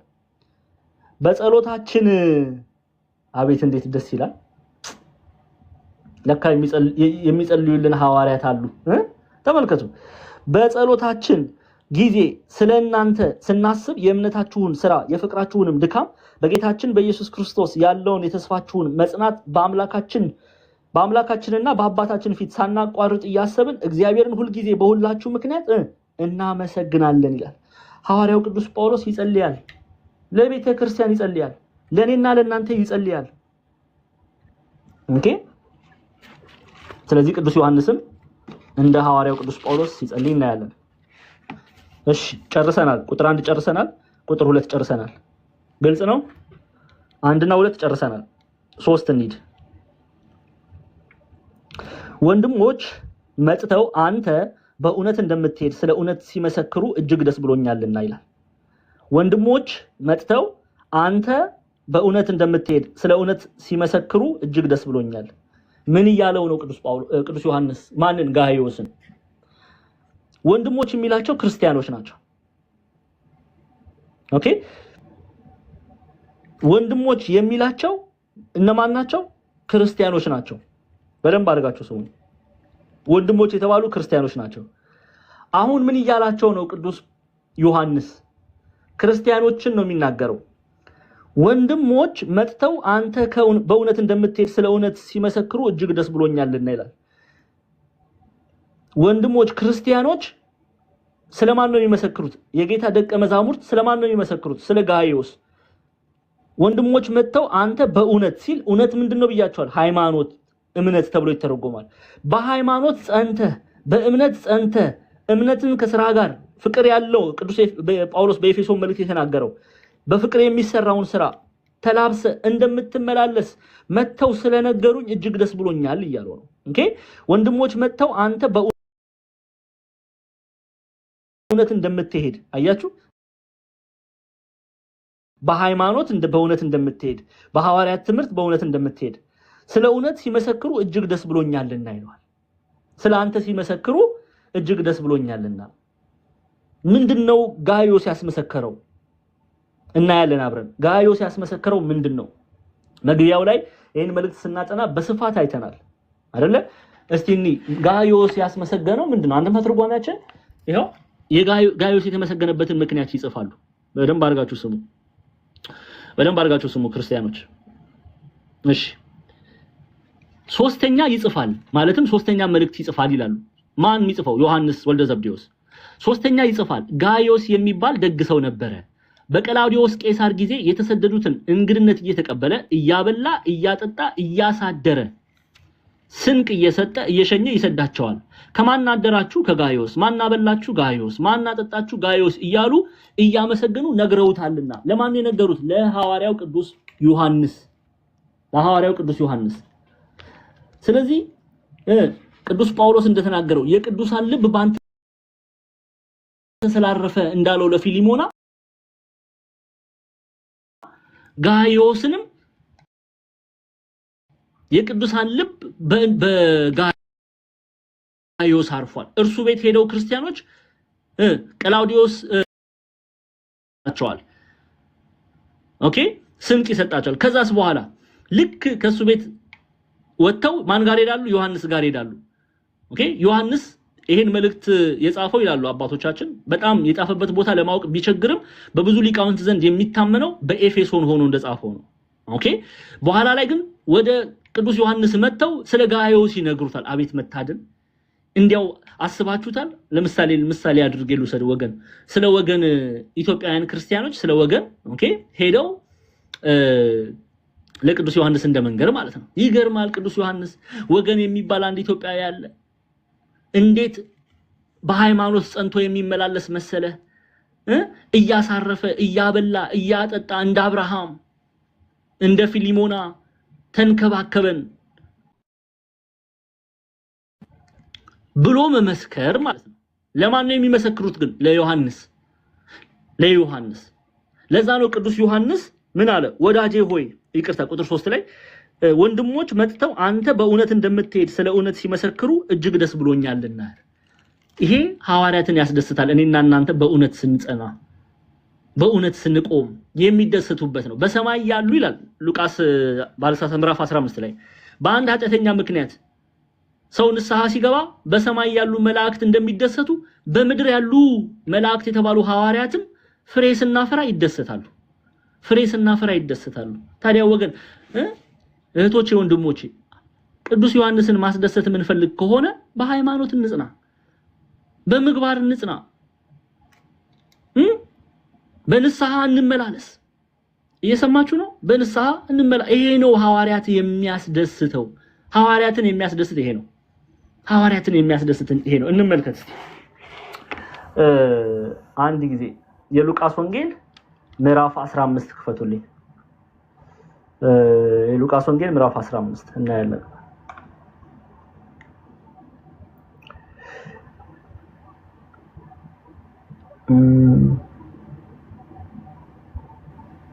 ከቁጥር 10 ማለት ነው።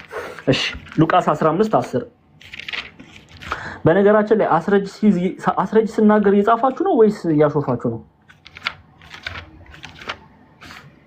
እሺ አሃኒ አንቺ ብቻ ነሽ የምታሳይ። እሺ ሶሲም እየጻፈች ነው። ሌሎቻችሁ እንግዲህ ምንም ማድረግ አልችልም። እሺ ሉቃስ 15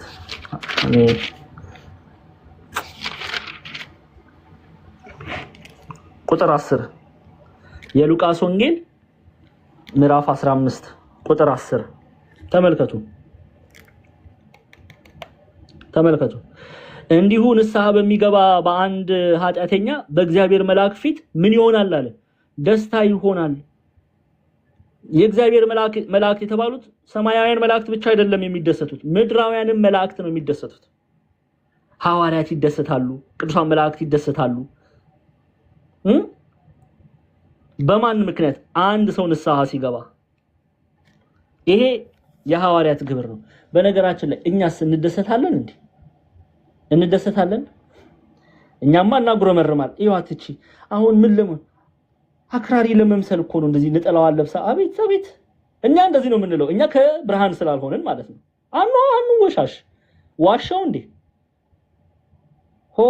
እኛ እኮ ተመልከቱ፣ አንድ ሰው የእግዚአብሔርን ቃል ሲማር ነጠላ ለብሶ ቤተክርስቲያን ቢያዘወትር ምን ልትመንን ነው የምንለው። ጭፈራ ቤት ቢሄድ እኮ አንደኛ የምናጨበጭብለት፣ መጠጥ ሁሉ ምንገዛለት፣ እየወሰድን መጠጥ ምንጋብዝ እኛው ነን። የእግዚአብሔር ቃል መማር የጀመረ ጊዜስ ተመልከቱት። ምንድነው መጽሐፍ አበዛ፣ መጽሐፍ ቅዱስ ይዘምት ዞሮ ምን ለመሆን ፈልገ ነው እኛ የምንለው። እንተው ቤት እኮ እግዚአብሔር አምላክ ልቦና ይስጠን። እውነቴን ነው የምላችሁ። የምንሳደብ እኛው ነን፣ እንሰድበዋለን። ሙልጭ አድርገን ነው የምንሳደብ። የለንም ሁላችን ማለት አይደለም። አንዳንዶቻችን ምንድነው ነጠላ አድርገህ የምትሄደው? ምን ለመሆን ነው? ኧረ አሽሙር ሁሉ የምንናገር ምንድነው የሚባል አባባል አለ። ዲያቆን ምን ከጳጳስ ይበልጣሉ ምናምን የምንሳደብ ሁሉ አለ። እኔ ይቅርታ አሽሙሩን አላቅበትም፣ አሽሙረኛም አይደለሁም። አሽሙር የሚናገሩ ሰዎች ግን ያውቁታል ምን ማለት እንደሆነ ሲባል ስለሰማሁ ነው። እኔም ልጆች ምን መሆን ትፈልጋላችሁ ሲባል ዲያቆን መሆን ፈልጋለሁ፣ ቄስ መሆን ፈልጋለሁ ሲባል አረ እንዴ አርፈ ተቀመጥ። ምንድነው ቄስ ዲያቆን? ዶክተር ነው መሆን ያለብህ፣ ኢንጂነር ነው መሆን። በቃ እንዲህ ምንል የለንም። እስቲ እውነት እንነጋገር። አለን የለንም? አለን። አዲስ ክርስቲያን ከጳጳስ ይበልጣሉ? አዎ እነ ፋሲል የወይታች የጻፉላችሁ ነው። አቤት እኛ እግዚአብሔር አምላክ ይቅር ይበለን። እውነት ይቅር ይበለን አይባልም እኮ አይባልም። ትልቅ ኃጢአት ነው እኮ ኃጢአት ነው ኃጢአት ነው። ልንደሰት ነው የሚገባው። ደሞ እኮ እንዲህ ምንል ሰዎች ነን እኮ። ደሞ ቤተክርስቲያን ደግሞ እንሄዳለን ደግሞ እኛ ራሳችን እንዲ ሌሎች እንዳይመጡ እየከለከልን ደግሞ እንሄዳለን ደግሞ ቤተክርስቲያን እንደው በልማድ የሆነ በቃ ልማድ መጽሐፉን ኑ ተማሩ በቃ አንማርም 10,000 ጊዜ ቁጭ ብለን ጌም ስንጫወት ዘመናችን ያልቃል እንዲያው ጌም ተጫውተህልኛል መንግስተ ሰማያት ግባ የሚል አምላክ ያለ ይመስል ኑ የእግዚአብሔርን ቃል ተማሩ ሲባሉ መኖክሴ ልታረጊኝ ነው ይላሉ ይሄ ነው እንግዲህ ተመልከቱ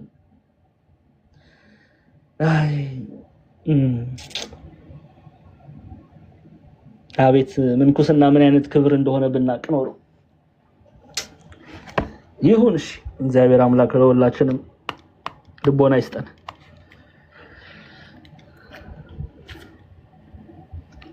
እሺ እንቀጥል ሉቃስ 15:10 ላይ ግን ንስሐ በሚገባ በአንድ ኃጢአተኛ በሰማይ ምን ይሆናል ተብሏል ደስታ ይሆናል ኦኬ በሰማይ ያሉ ቅዱሳን መላእክት በምድር ላይ ያሉ ሐዋርያት ቅዱሳን መላእክት ሐዋርያት ደስታ ይሆናል እኛ ደግሞ ከዚህ ህብረት ምንጨመር ከሆነ ልንደሰት ነው የሚገባው ተማሪዎች መጽሐፍ ቅዱስ ጥናት ሲማሩ እያየን ልንደሰት ተማሪዎች የእግዚአብሔርን ቃል ሲመገቡ ስናይ ልንደሰት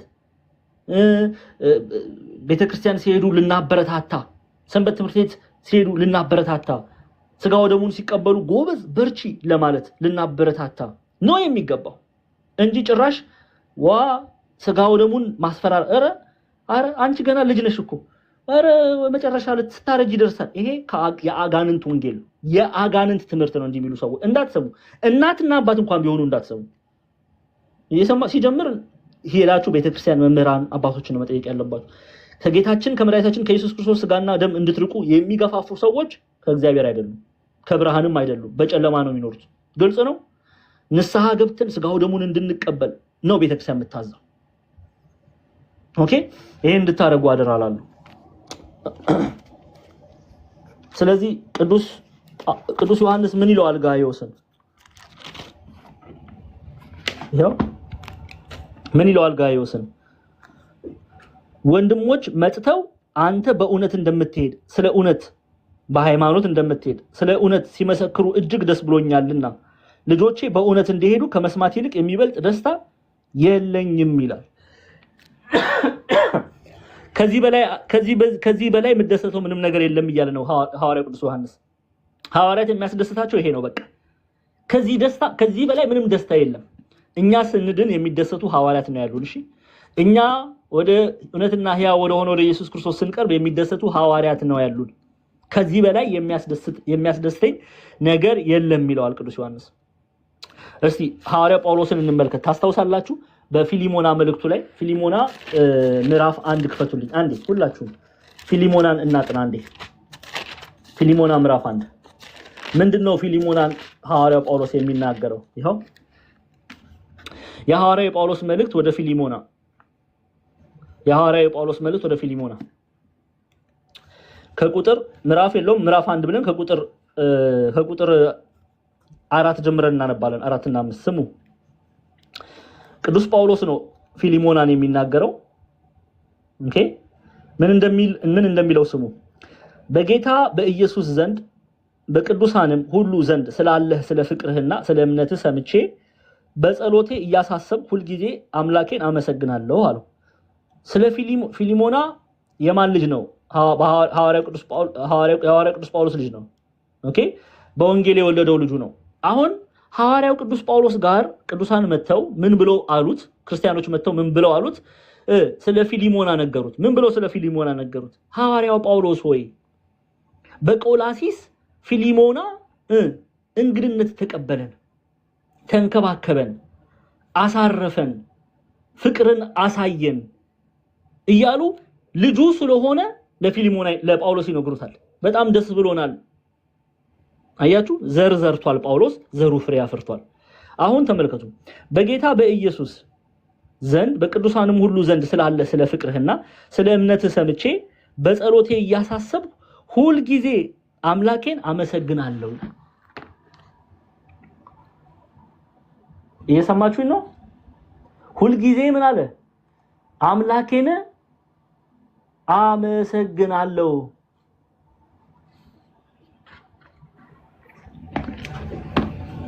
በቆላሲስ ነው ያለው በቆላሲስ ነዋሪ ነው ፊሊሞና። ቆይ ካርታ ላሳያችሁ። ቆላሲስ የት ነው?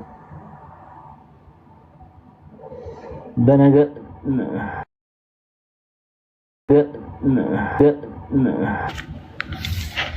ኦኬ ይሄው ቆላሲስ ታናሿ እስያ ላይ ነው የምናገኛት፣ ወይ ዛሬ ላይ ቱርክ። በነገራችን ላይ የቆላሲስ ከተማ ፍርስራሿ ዛሬ ድረስ ይታያል። ኤኒዌይስ ምን ይለዋል ቅዱስ ጳውሎስ? በጌታ በኢየሱስ ዘንድ በቅዱሳን ሁሉ ዘንድ ስላለ ስለ ፍቅርህና ስለ እምነትህ ሰምቼ በጸሎቴ እያሳሰብኩ ሁል ጊዜ አምላኬን አመሰግናለሁ። የእምነትህም ህብረት በእኛ ዘንድ ያለው በጎ ነገር ሁሉ በማወቅ ለክርስቶስ ኢየሱስ ፍሬ እንዲያፈራ እለምናለሁ። ከዛስ በኋላ ተመልከቱ፣ እንደ ጋይዮስ ተመሳሳይ ቁጥር 7 ላይ የቅዱሳን ልብ ባንተ ስራ ስለ አረፈ ወንድሜ ሆይ በፍቅር ብዙ ደስታና መጽናናትን አግኝቻለሁና ይላል። በምን ስራ አለ? ባንተ ስራ። አያችሁ አይደለ? ያው ቤተክርስቲያን እምነትና ስራን አስተባብሩ የምትለው ለዚህ ነው። ያምናሉ እኮ ፊሊሞና፣ ግን ማመን ብቻ ነበረ አይደለም። በፍቅር የሚሰራው ስራ ነበረ። እንግዶችን ይቀበላል፣ የተቸገሩ ሰዎች ይረዳል፣ የተራቡ ሰዎች ያበላል፣ የተጠሙ ሰዎች ያጠጣል፣ ቅዱሳንን ይቀበላል፣ በቤቱ ያሳርፋል ክርስቲያኖችን። ስለዚህ ምን አለው ቅዱስ ጳውሎስ? ስለዚህ የሚገባውን አዝህ ዘንድ ይቅርታ፣ ቁጥር 7 ላይ የቅዱሳን ልብ ባንተ ስራ ስላረፈ ወንድሜ ሆይ በፍቅር ብዙ ደስታና መጽናናትን አግኝቻለሁ። እንዴው ደስ አይልም? አያችሁ፣ እኛ እንግዶችን ስንቀበል፣ የተራቡ ስናበላ፣ የተጠሙ ስናጠጣ፣ ለቤተ ክርስቲያን ወንድሞች እህቶች እጃችንን ስንዘረጋ ሐዋርያት ይደሰታሉ፣ ሐዋርያት ሐሴት ያደርጋሉ። ያንን ነው ጳውሎስ እየተናገረ ያለው ፊሊሞናን።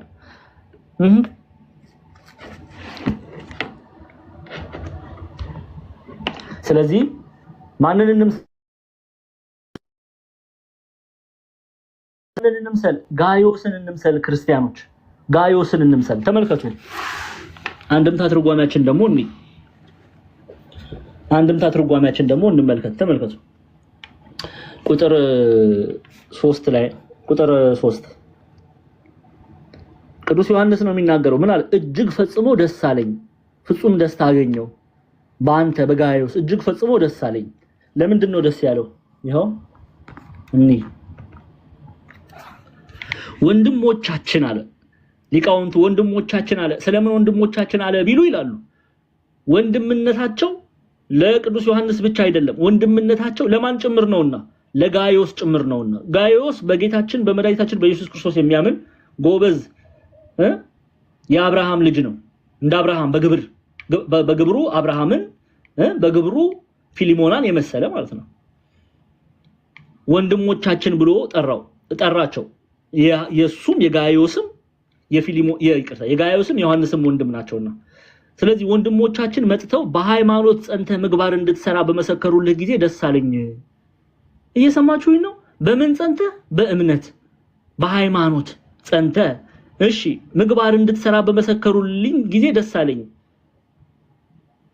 ሀተታ ሲያብራሩት ማን አበላቸው ቢላቸው ጋዮስ፣ ማን አጠጣቸው ጋዮስ እያሉ ሲነግሩት ደስ ይለዋልና። መልካም ፍሬ ስታፈሩ ሐዋርያት ምን ያህል እንደሚደሰቱ ተመልከቱ።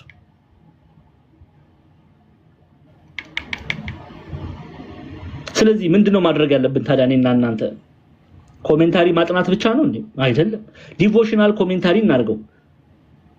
እናታችን ቅድስት ድንግል ማርያምን ሁላችን እንወዳታለን፣ ግን እሷ በእኛ እንድንደሰት ምን ፈልግ ከሆነ ምን ማድረግ አለብን? ሃይማኖትን እምነትን በፍቅር ከሚሰራ ስራ ጋር መያዝ መቻል አለብን። በዛ ነው የምትደሰተው። እኔ ልንገራችሁ እባካችሁ ስሙኝ፣ እኔ ልለምናችሁ፣ ከዚህ ውጪ ሐዋርያትንም ቅዱሳንንም ማስደሰት አንችልም። እግዚአብሔርን ማስደሰት ምን ፈልግ ከሆነ፣ ቅዱሳኑን ማስደሰት ምን ፈልግ ከሆነ፣ እናቱን ቅድስት ድንግል ማርያምን ማስደሰት ምን ፈልግ ከሆነ ኑ ተማሩላት፣ የእግዚአብሔርን ቃል የልጇን ቃል ተማሩላት። ያ ነው እሷን የሚያስደስታት። ዝም ብሎ ማርያም ማርያም ማለት አይደለም። የሚያስደስታት ልጇን መስለን ስንመላለስ ነው። እንደው ቁርጥ አድርገን ነው የምንነጋገር። ለምን እናሳዝናቸዋለን? በኃጢአት ስንወድቅ ያዝናሉ። በኃጢአት ስንመላለስ ያዝናሉ። የሚደሰቱት ቅዱሳን የሚደሰተው እግዚአብሔር እኛ በቃሉ ስንመላለስ ብቻና ብቻ ነው። ሌላ ምንም ነገር የለም። እንዴው ግልጽ አድርጌ ነው የምናገረው። ከተቀበላችሁን ከሰማችሁን ታተርፋላችሁ። አስረጅ እያሳየው ነው ደግሞ የምናገረው። የባልቴት ወሬ አይደለም የማወራ፣ የቡና ወሬ አይደለም የማወራ።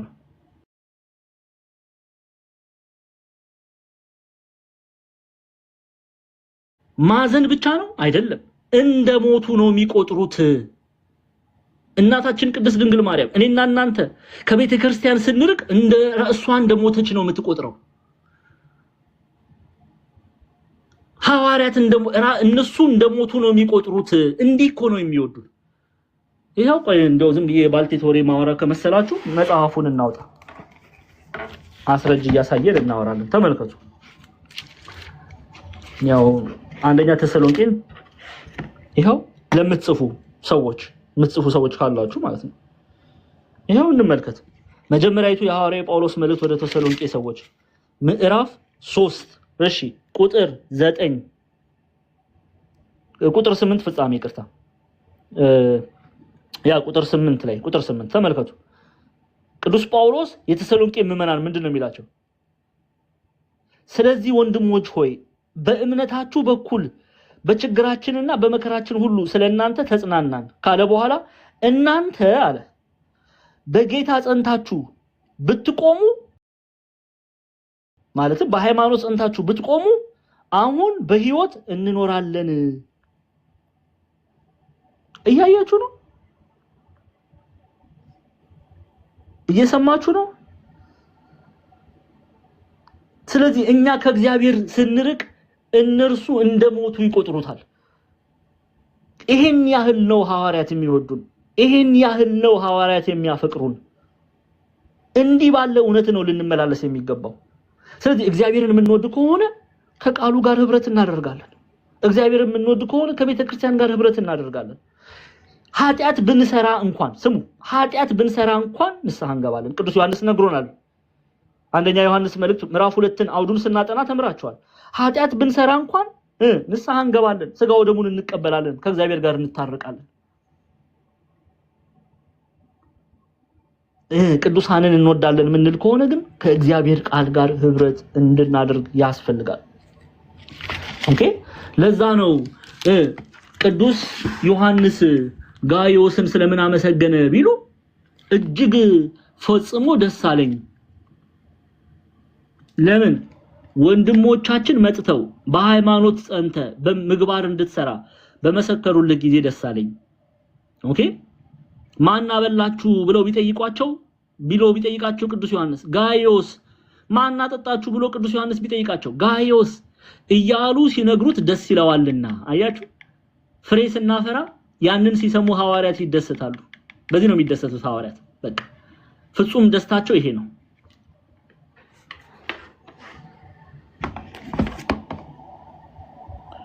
ፍጹም ደስታቸው ይሄ ነው።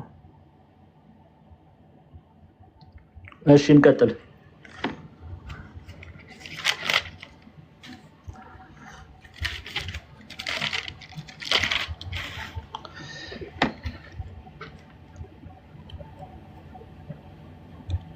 ቁጥር 5 ይኸው ቁጥር 5 ላይ ደርሰናል።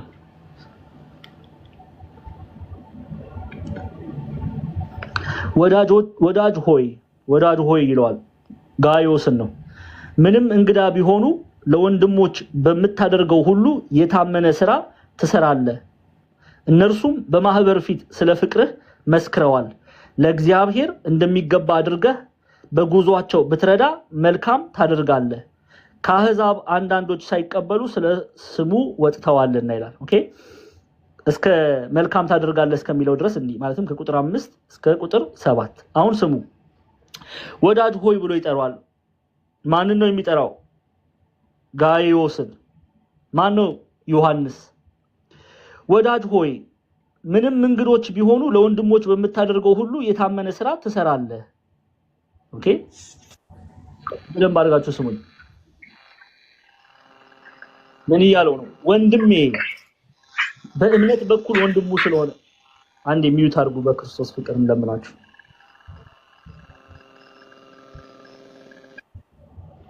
እሺ ምን እያለው ነው? ቅዱስ ዮሐንስ ወልደ ዘብዴዎስ ጋይዮስን ወንድሜ ወዳጅ ሆይ ወንድሜ አንድም አባት ብለው ይጠሩታል። አባት ነኝና ወንድምህ ነኝና መምህር ነኝና ወዳጅ ነኝ እያሉ ይተረጉሙታል አባቶቻችን። ወዳጅ ሆይ ምንም እንግዶች ቢሆኑ አለ። ኦኬ ምንም እንግዶች ቢሆኑ የሚለው በቤቱ እንግድነት የተቀበላቸውን ደቀ መዛሙርቱን ነው። ኦኬ ደቀ መዛሙርቱን ነው። እነሱ ከየት ነው የተሰደዱት? ቀላውዲዮስ ቄሳር ነው የሰደዳቸው። ከየት? ከሮም። ኦኬ አንዴ ጠብቁኝ እሺ፣ አንድ ደቂቃ አንዴ ሼር እያስደረግሽ ጠብቁኝ። አንድ ደቂቃ እሺ፣ የሆነ ጉዳይ ገጥሞኝ ነው ተመልሼ እመጣለሁ። ጠብቁኝ። በሉና እሺ፣ ታቡን 500 እናስገባው። ቶሎ በሉ መምህር እስከሚመጡ ታቡን 500 እናስገባው። ቶሎ በሉ ታቡን 500 እናስገባው። ቶሎ በሉ ታብታብ አድርጉ እስከሚመጡ ድረስ። ቶሎ በሉ 500 እናስገባው። ሼሩንም እንደዛው ቶሎ በሉ ታቡን 500 እናስገባው። ቶሎ በሉ ታብታብ አድርጉ። እግዚአብሔር ይባርካችሁ የምትታዘዙ። ሃኒ ዋይ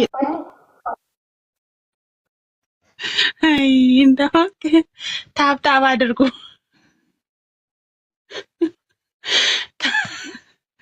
ታብታብ አድርጉ። ታብታብ አድርጉ። እሺ ተመልሻለሁ።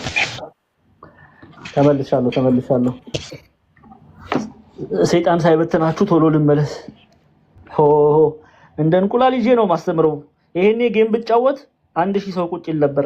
አለመታደል የእግዚአብሔር ቃል ስለሆነ ብዙ ሰው ያቁነጠንጠዋል። ስለዚህ እዚህ ቶሎ ብመጣ ይሻላል።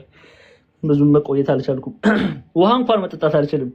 ትንሽ ደቂቃ ዞር ብል 315 የነበረው 215 ሆኖ ይጠብቀኛል። ለድል ፈንታን ሰጠውም 3 ወር 4 ወር መጽሐፍ ልጻፈ ባካችሁ ብዬ ከቲክቶክ ብርቅ እናንተ ረረ ተበታተናችሁ ነው የጠበቃችሁኝ። ኤኒዌይስ እንመለስ። እሺ ተመልከቱ። እሺ ቁጥር 5 ላይ ነኝ።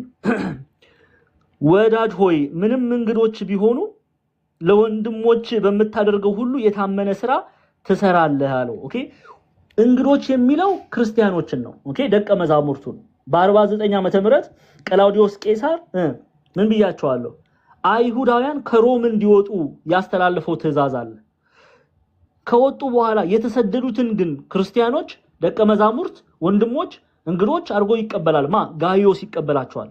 በቀላውዲዮስ ቄሳር የተሰደዱትን በ49 ዓመተ ምህረት በቀላውዲዮስ ቄሳር ከሮም የተሰደዱትን ደቀ መዛሙርት አይሁዳውያን ክርስቲያኖች ኦኬ ጋይዮስ እየተቀበለ እንግድነት ያሳርፋቸዋል።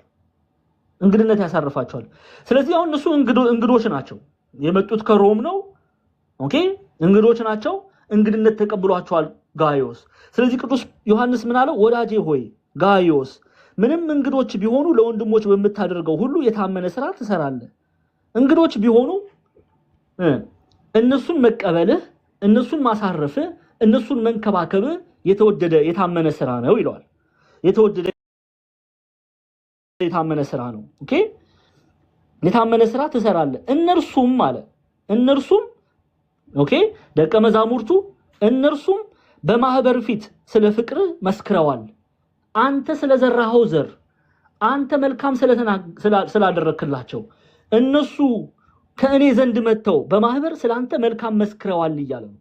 በህብረት ባለን ጊዜ ኦኬ በማህበር ስላንተ መልካም መስክረዋል። እሺ ከዛስ እየነገረው ነው ለጋይዮስ። እንዴት አወቀ ቢሉ ዮሐንስ ስለ ጋይዮስ የሰማውን ለጋይዮስ መልሶ ይነግረዋል። ለምን መልእክቱን እንደሚልክለት ለምን እንደሚያመሰግነው ያውቅ ዘንድ። ወዳጄ ሆይ ምንም እንግዶች ቢሆኑ ለወንድሞች በምታደርገው ሁሉ የታመነ ስራ ትሰራለህ። እነርሱም በማህበር ፊት ስለ ፍቅርህ መስክረዋል። በእግዚአብሔር እንደሚገባ አድርገህ በጉዟቸው ብትረዳ መልካም ታደርጋለህ ይለዋል። ለዛ ነው ቤተክርስቲያናችን በትርጓሜ ላይ ምን አደረገ? ሶስተኛው ይጽፋል። ጋይዮስ የሚባል ደግ ሰው ነበረ።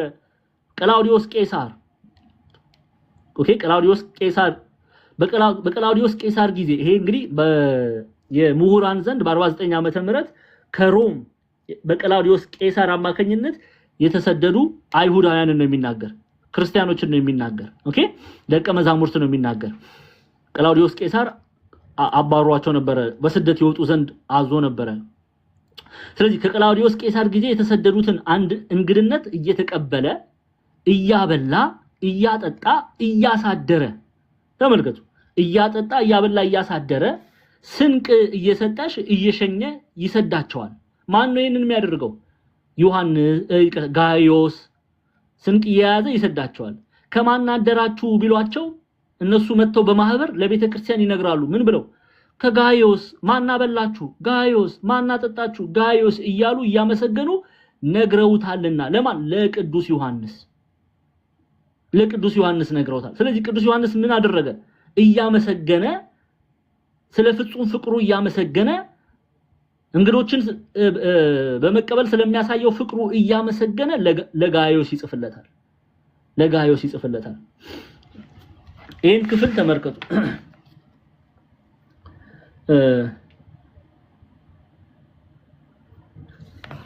ያው ቁጥር 5 ላይ ወንድሜ ለወንድሞቻችን ያደረከው ስራ ደግ ነው። አያችሁ፣ ለወንድሞቻችን ያደረከው ስራ ምንድነው? ደግ ነው። መልካም ስራ አድርገሃል። ከሃይማኖት ከምግባር በአፋ ባሉ ሰዎች ፊት ፍቅር መያዝህ ለሚመሰክሩልህ ለምእመናን፣ አንድም መያዝህን በምእመናን ፊት ለሚመሰክሩልህ ሰዎች እንዲህ ያለውን ስራ ልትሰራ ይገባል። ምን እያለው ነው? በማህበር መተው መሰከሩ ሲል ለቅዱስ ዮሐንስ ብቻ ነው እንደ የነገሩት እነዚህ ክርስቲያኖች አይደለም፣ ለምእመናን ሁሉ ተናግረዋል። በዘመኑ ላሉ ክርስቲያኖች ሁሉ ተናግረዋል። ስለ ጋይዮስ የሚባል አንድ ሰው ነበረ። ተንከባከበን፣ አበላን፣ አጠጣን እያሉ መሰከሩ። ለማን? ለጋይዮስ። ለዛ ነው በማህበርም ለኔ ብቻ አይደለም ለምእመናን ጭምር መሰከሩ። ለዛ ነው ሊቃውንቱ አንድም መያዝህን ማለትም በጎ ምግባር መያዝህን በምእመናን ፊት ለሚመሰክሩልህ ሰዎች የሚሉት ሊቃውንቱ ለዮሐንስ መሰከሩ፣ ለምእመናን ሁሉ መሰከሩ። ከዛስ ለእግዚአብሔር የሚገባውን ይህን በጎ ስራ አስቀድመ ሰደርህ። ይሄ ለእግዚአብሔር የሚገባ መልካም ስራ ነው። እግዚአብሔር የሚወደው መስዋዕት ይሄን ነው። ወንድሞችን መውደድ፣ ወንድሞችን ማፍቀር። በዚህ ማን ይከብራል? እግዚአብሔር ይከብራል። ክርስቲያኖች እግዚአብሔር ይከብራል።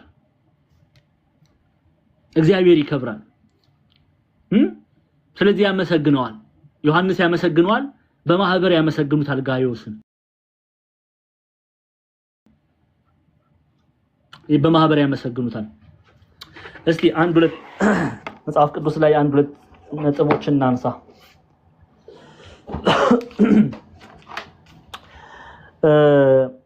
እሺ ገላትያ ምዕራፍ 4 ቁጥር 19 ተከፍቱልኛላችሁ። ሐዋርያው ቅዱስ ጳውሎስ ለገላትያ ክርስቲያኖች የተናገረውን ክፍል እንመልከት። አንዴ ዲያቆን ዛማን ገላትያን ትወዳለህ እንዳትሉኝ ደግሞ ብዙ ጊዜ ገላትያን አነሳለሁና ሁሉንም የእግዚአብሔር ቃል ወዳለሁ። ገላትያ ምዕራፍ 4 ቁጥር 19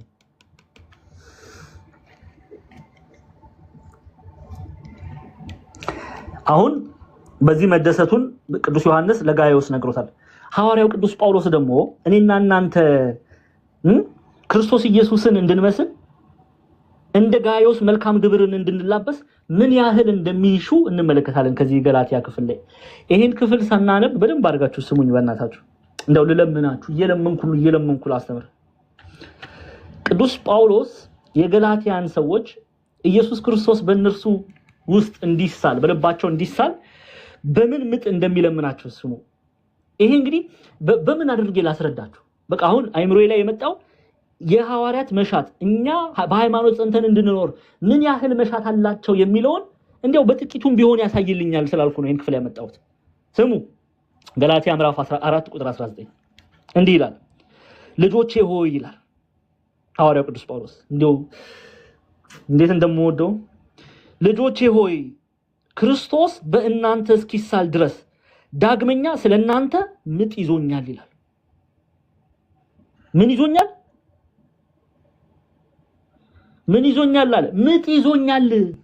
ቅዱስ ዮሐንስ አፈወርቅ ሆሚሊው ላይ ይሄን ክፍል በተረጎመበት ክፍል ላይ ምን ይላል? ድርሳኑ ላይ የቅዱስ ይሄንን ምጥ የሚለውን ሐሳብ ይወስድና ሴት ልጅ ድንገት ምጥ መጥቶባት የምታመጣው ምጥ አለ። አመጣት አቃለው ወይ እንዳትሉኝ፣ እኔ ሴት አይደለሁም ወንድ ነኝ። ግን ሴት ልጅ በእርግዝና ሰዓት የምታመጣው ምጥ አለ።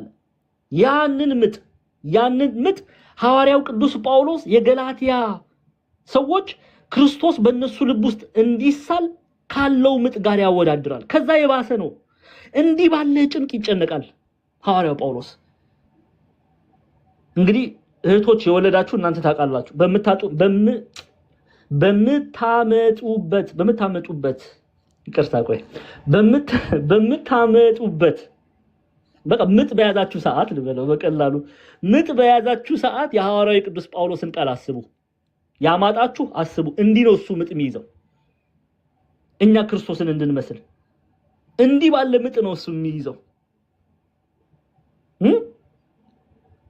ወደፊት የምታመጡ ምን ልትኖሩ ትችላላችሁ። ስታመጡ እችን ቃል ትዝ ይበላችሁ። እንዲያው ዲያቆን ዛማኑኤል ገላትያ ምዕራፍ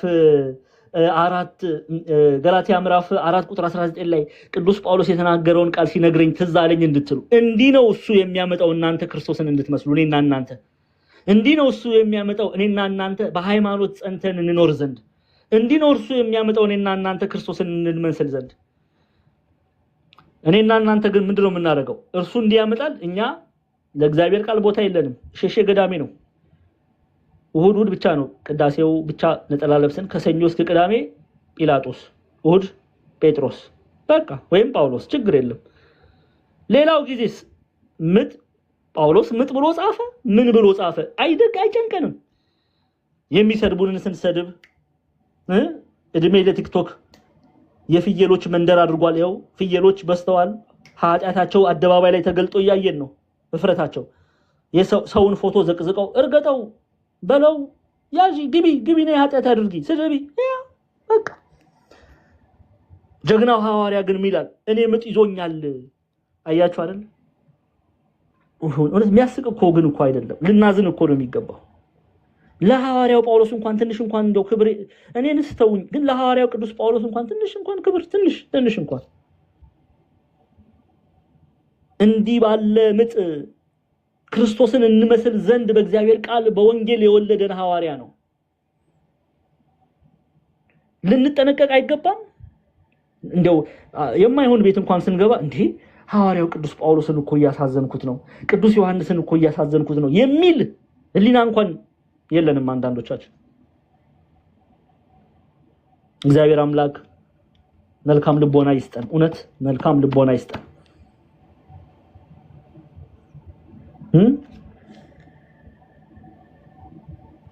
እንዲህ ባለ ጭንቅ ነው የሚጨነቁት ሐዋርያት እኛ ክርስቶስን እንድንመስል፣ የክርስቶስ ፍቅር በልባችን ላይ እንዲታተም፣ የኢየሱስ ፍቅር በልባችን ላይ እንዲታተም። እስቲ ጻፉ ሁላችሁ ኢየሱስ ክርስቶስ ሆይ እወድሃለሁ እያላችሁ ጻፉ። እውነት ሐዋርያው ቅዱስ ጳውሎስ የሚፈልገው ይሄንን ነው። ወደዳችሁም ጠላችሁ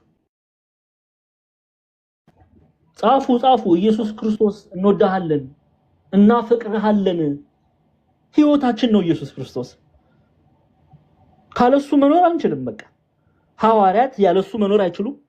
ያለሱ አንደበታቸው በተከፈተ ቁጥር ኢየሱስ ነው። አንደበታቸው በተከፈተ ቁጥር ክርስቶስ ነው።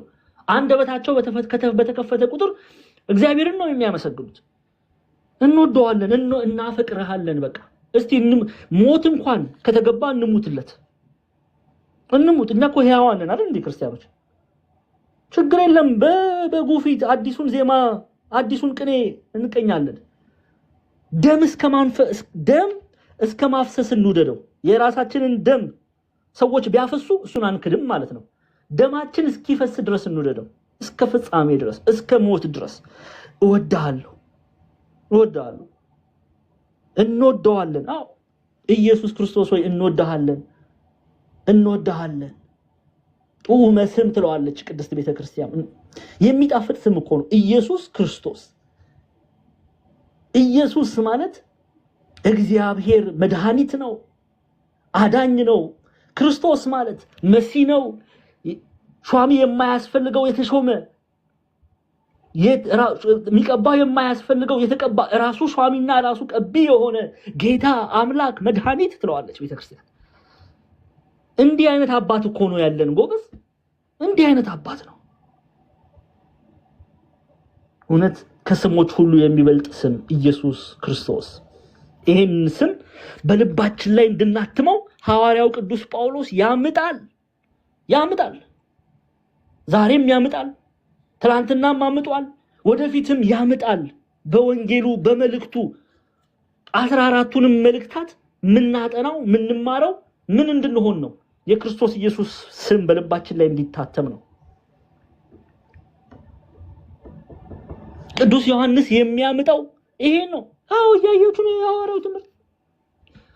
ጋይዮስ በተመለከተው መልካም እይታ በሚያቀርበው መልካም መስዋዕት ጸንቶ ይኖር ዘንድ ይጸልይለታል። ከዚህ ክብር የሚበልጥ የለማ ጎበዝ፣ ከዚህ ክብር የሚበልጥ የለማ ክርስቲያኖች።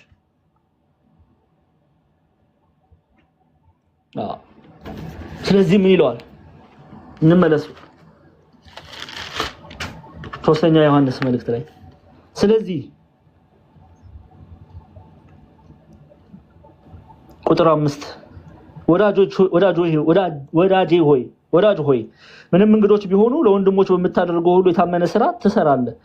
እነርሱም በማህበር ፊት ስለ ፍቅርህ መስክረዋል። በእግዚአብሔር እንደሚገባ አድርገህ በጉዟቸው ብትረዳ መልካም ታደርጋለህ። አያችሁ፣ መልካም ታደርጋለህ። ረድቷቸዋል። ምንድነው ያሉት? ለዚህ እኮ ነው ኢትዮጵያውያን ሊቃውንት ሶስተኛውን ጽፏል። ጋይዮስ የሚባል ደግ ሰው ነበረ። በቀላውዲዮስ ቄሳር ጊዜ የተሰደዱትን እንግዶች እየተቀበለ እያበላ እያጠጣ እያሳደረ ከዛስ በኋላ ስንቅ እየሰጠ እየሸኘ ይሰዳቸዋል። ከማን አደራችሁ ቢላቸው ከጋይዮስ፣ ማን አበላቸው ቢላቸው ጋይዮስ፣ ማን አጠጣችሁ ቢላቸው ጋይዮስ እያሉ እያመሰገኑ ነግረውታል። ለማን? ለቅዱስ ዮሐንስ ብቻ አይደለም፣ በማህበርም ተናግረዋል ለክርስቲያኖች በሙሉ። ጀግና ነው ጋይዮስ። እሺ መምሰል እንደ ጋይዮስ ነው። መምሰል እንደ ጳውሎስ ነው። መምሰል እንደ ቅዱስ ዮሐንስ ነው። መምሰል እንደ እናታችን ቅድስት ድንግል ማርያም ነው። መምሰል እንደ ቅዱሳኑ ነው። ለዚህ ክብር ነው የተጠራ ነው።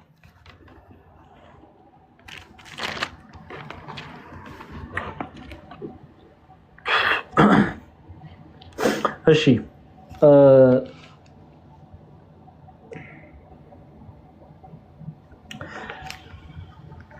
አንዴ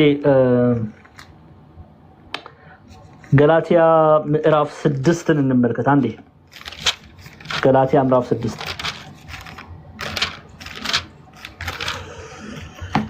ገላትያ ምዕራፍ 6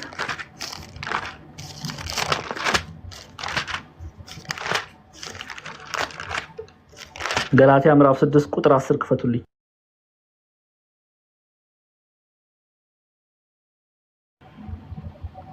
ገላትያ 6:10 ያው ገላትያ ምዕራፍ 6 ቁጥር 10 ምንድነው የሚለው? እንግዲያስ ጊዜ ካገኘን ዘንድ ለሰው ሁሉ ይልቁንም ለሃይማኖት ቤተሰቦች መልካም እናድርግ ይላል። ኦኬ፣ ቅዱስ ጳውሎስ ነው የሚለው። ለምን? ለሃይማኖት ቤተሰቦች፣ ለሰው ሁሉ፣ ከዛስ ይልቁንም ለሃይማኖት ቤተሰቦች መልካም እናድርግ። ለሃይማኖት ቤተሰቦች የሚለው በክርስቶስ ክርስቲያን ለሆኑ ደቀ መዛሙርት መልካም እናድርግ፣ ለሰው ሁሉ ልጅ መልካም እናድርግ እያለ ሐዋርያው ቅዱስ ጳውሎስ በገላትያ ምዕራፍ 6 ቁጥር 10 ላይ ይናገራል። ኦኬ፣ አንደኛ ተሰሎንቄ ምዕራፍ 3:8ንም እንመልከት። አንደኛ ተሰሎንቄ ምዕራፍ 3 ቁጥር 8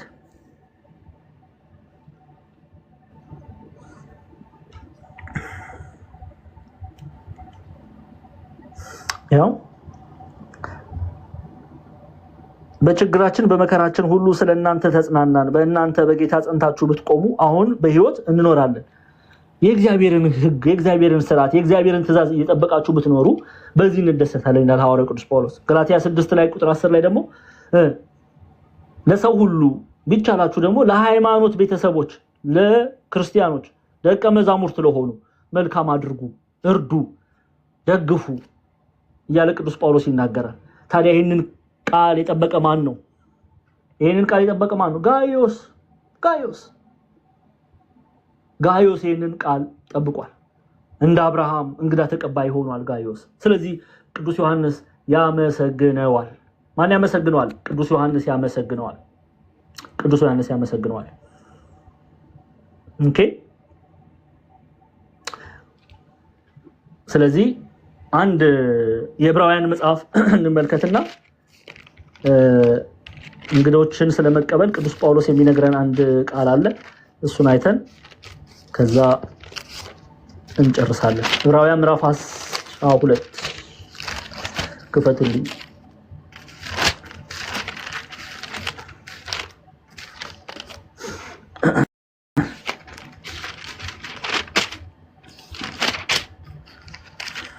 እየጨረስን ነው እሺ አንዴ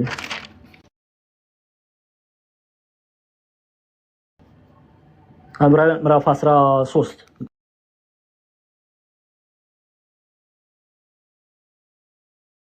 ቅርታ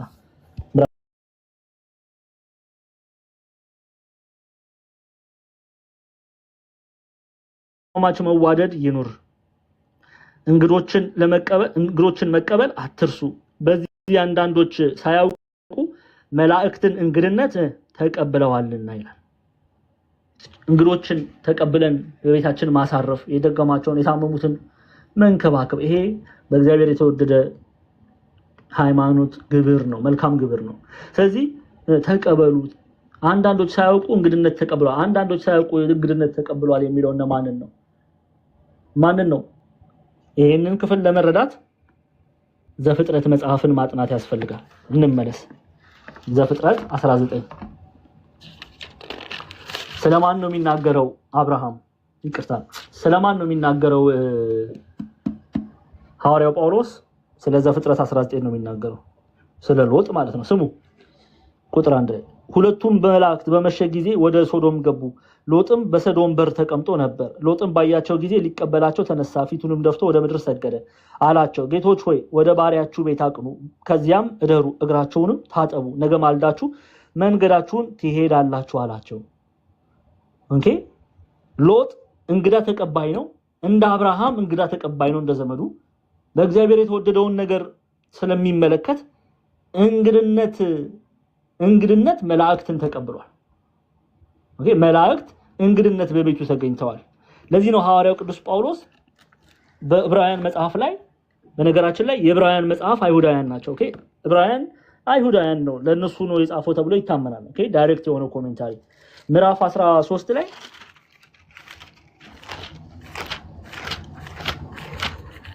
ይሄው ምዕራፍ 13 ላይ የወንድማማች መዋደድ ይኑር ተዋደዱ እንግዶችንም መቀበል አትርሱ በዚህ አንዳንዶች ሳያውቁ መላእክትን እንግድነት ተቀብለዋልና የሚለው ግልጽ ነው አዎ አንዳንዶች ሳያውቁ መላእክትን እንግድነት ምን ብለዋል ተቀብለዋል አዎ ስለዚህ እንግዶችን መቀበል ጋዮስን መምሰል አንተው ይሄ በሐዋርያቱ በቅዱሳን መላእክት በቅዱሳን ሐዋርያት በጌታችን በመድኃኒታችን በኢየሱስ ክርስቶስ የተወደደ መልካም ግብር ነው እግዚአብሔር የሚወደው መስዋዕት ይሄንን ነው ጋዮስ ያደረገው ይሄንን ነው ስለዚህም ጋዮስ ተመስግኗል ለዚህም ጋዮስ በቅዱስ ዮሐንስ ተመስግኗል እንግዲህ እግዚአብሔር እየረዳን ሶስተኛው የሐዋርያው ዮሐንስ መልእክት ጀምረናል ከቁጥር 1 እስከ ቁጥር 7 ያለውን አይተናል ከቁጥር 7 ያለውን አይተናል ሰኞ እንጨርሳለን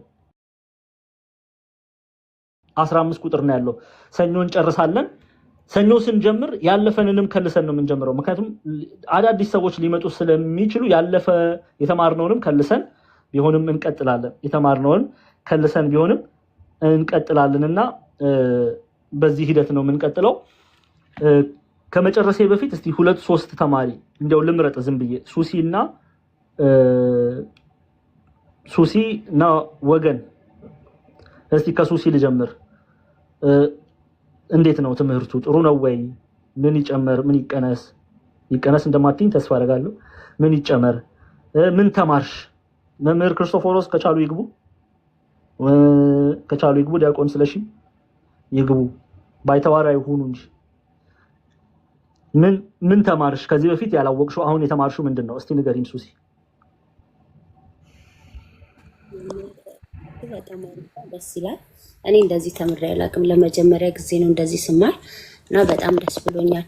የተማርኩት በእግዚአብሔር መጽናት እንዳለብኝ፣ ቃሉን ማዳመጥ እንዳለብኝ፣ ቃሉን ማክበር እንዳለብኝ፣ ወደዚህ ወደዛ ማለት መጥፎ ነገር ላይ እንደሚመራ፣ እንደገና በሰው ላይ ማላገጥ፣ መጥፎ ነገር ማድረግ፣ ጥሩ ነገር እንግዳ መቀበል፣ መልካም ነገሮችን መስራት እንዳለብኝ